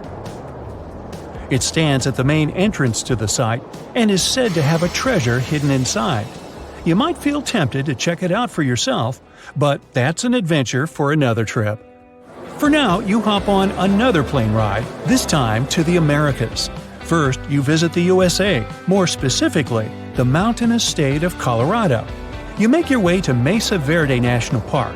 There, in between the greenery and abundant vegetation, you'll find over 600 dwellings built in the cave beneath the cliff, carved deep into the mountainside. This ancient village is now considered a heritage site. The local Puebloan tribe built it back in the 1190s. One of its main buildings is called the Cliff Palace. It's a multi-story construction built from sandstone and mud mortar. The palace alone housed over 150 rooms. If you're feeling sporty, you might want to visit the balcony house. To get there, you'll have to climb a 32-foot ladder.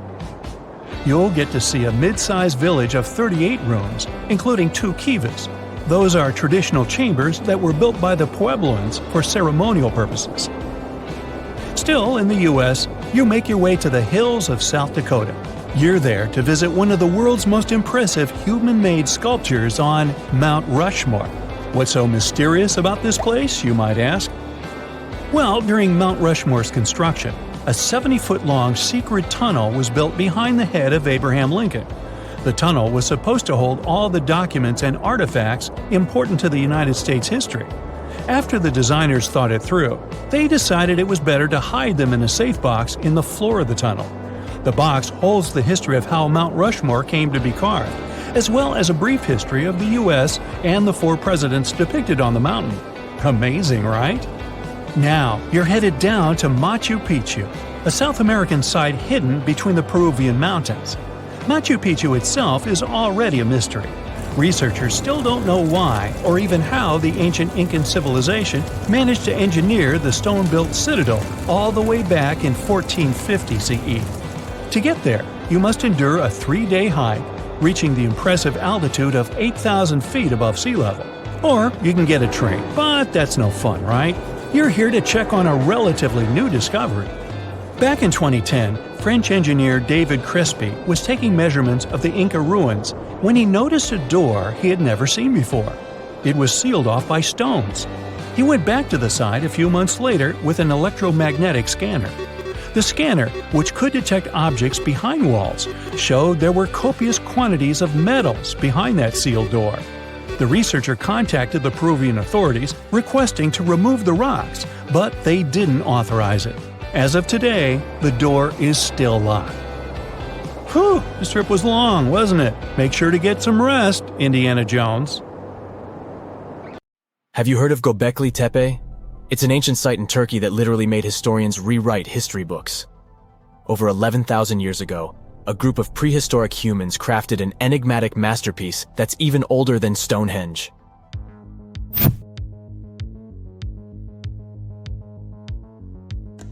Before its discovery, archaeologists believed that people didn't know about iron and weren't good at making pottery.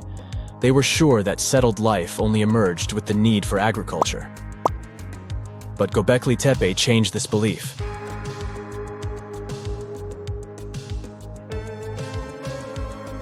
The place has revealed that it was the temple that paved the way for a settled life, not agriculture.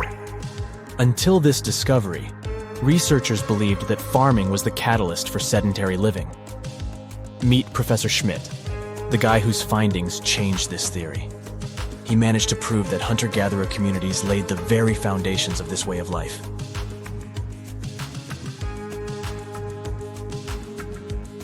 Back in the 1960s, other archaeologists visited the area, but they totally missed the mark. While surveying the region, they stumbled upon a hill with scattered limestone slabs and concluded it was just an old burial ground from medieval times. Little did they know that there was so much more to uncover.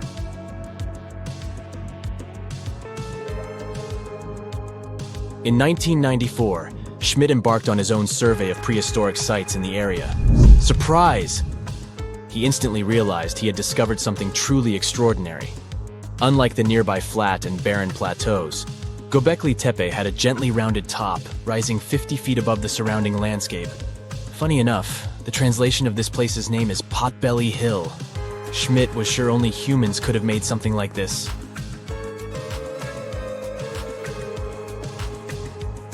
Those broken limestone pieces that were mistaken for gravestones turned out to be way more exciting. It was like stumbling upon a hidden treasure. The pieces took on a whole new meaning, and Schmidt with his team was about to dive into the secrets waiting beneath the surface. To their surprise, they found no traces of a settlement. No hearths for cooking, no houses, and none of those adorable clay figurines commonly found in nearby sites of similar age. However, they uncovered that those ancient people used tools like stone hammers. So, Schmidt and his team put their heads together and took a wild guess at the age of Göbekli Tepe's stone structures. Their estimation got backed up by some limited carbon dating done right at the site. The ancient vibes of this place were finally starting to make sense. It was like a puzzle slowly coming together.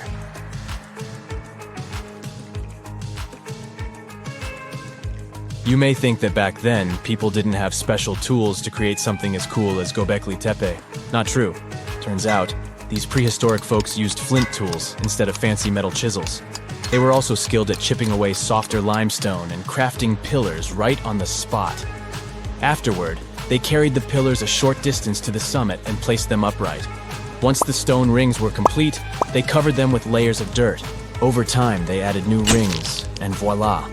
You've got a cool hill to impress people in the future.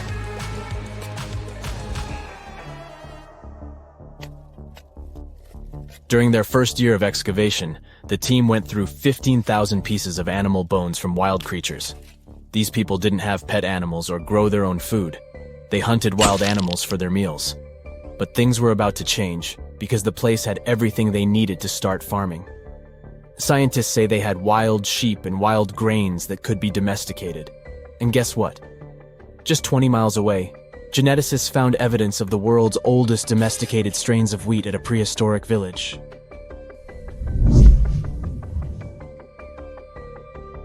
These amazing findings have completely changed how we view civilization. In the past, experts believed that people needed to learn how to farm and settle in one place before they could build temples and develop complex societies. But guess what? Schmidt's research flips that idea on its head. He claims that the incredible effort put into constructing these astonishing structures actually set the stage for the development of advanced societies. It means that societal and cultural changes happened before agriculture. Schmidt has this fascinating hypothesis about Göbekli Tepe. He thinks it could have been a special burial site where people left their loved ones. And here's the twist. The burial site was adorned with fancy statues and symbols representing deities from the spiritual realm.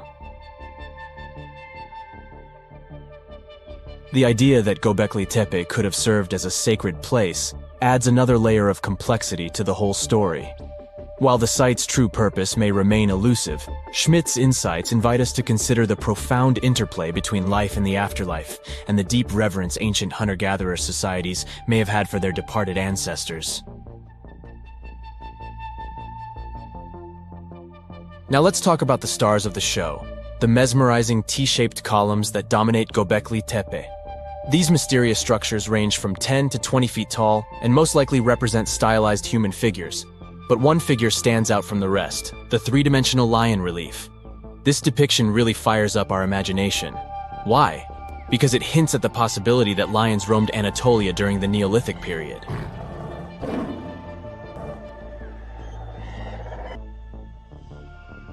These standing stones are arranged in circles and placed in rectangular pits. Each circle has a similar setup. Two big T-shaped pillars in the center, surrounded by slightly smaller ones facing inward. Talk about a stylish arrangement. These towering pillars reach a whopping 16 feet and weigh between 7 and 10 tons. Some pillars are plain and simple, while others are like works of art with intricate carvings. Foxes, scorpions, and vultures come to life, crawling and twisting on the pillars' sides. But it's not just animals depicted on these stones. Some pillars have abstract shapes representing humans, and even small carvings of clothing items. Some of them even have belts. Now, there's one pillar that stands out from the rest like a rock star. This super old stone pillar suggests that a comet crashed into Earth. It happened during a chilly period that lasted about 1,000 years. Previous studies examining Greenland ice cores hinted at this comet theory, but now the carvings at Göbekli Tepe prove it right.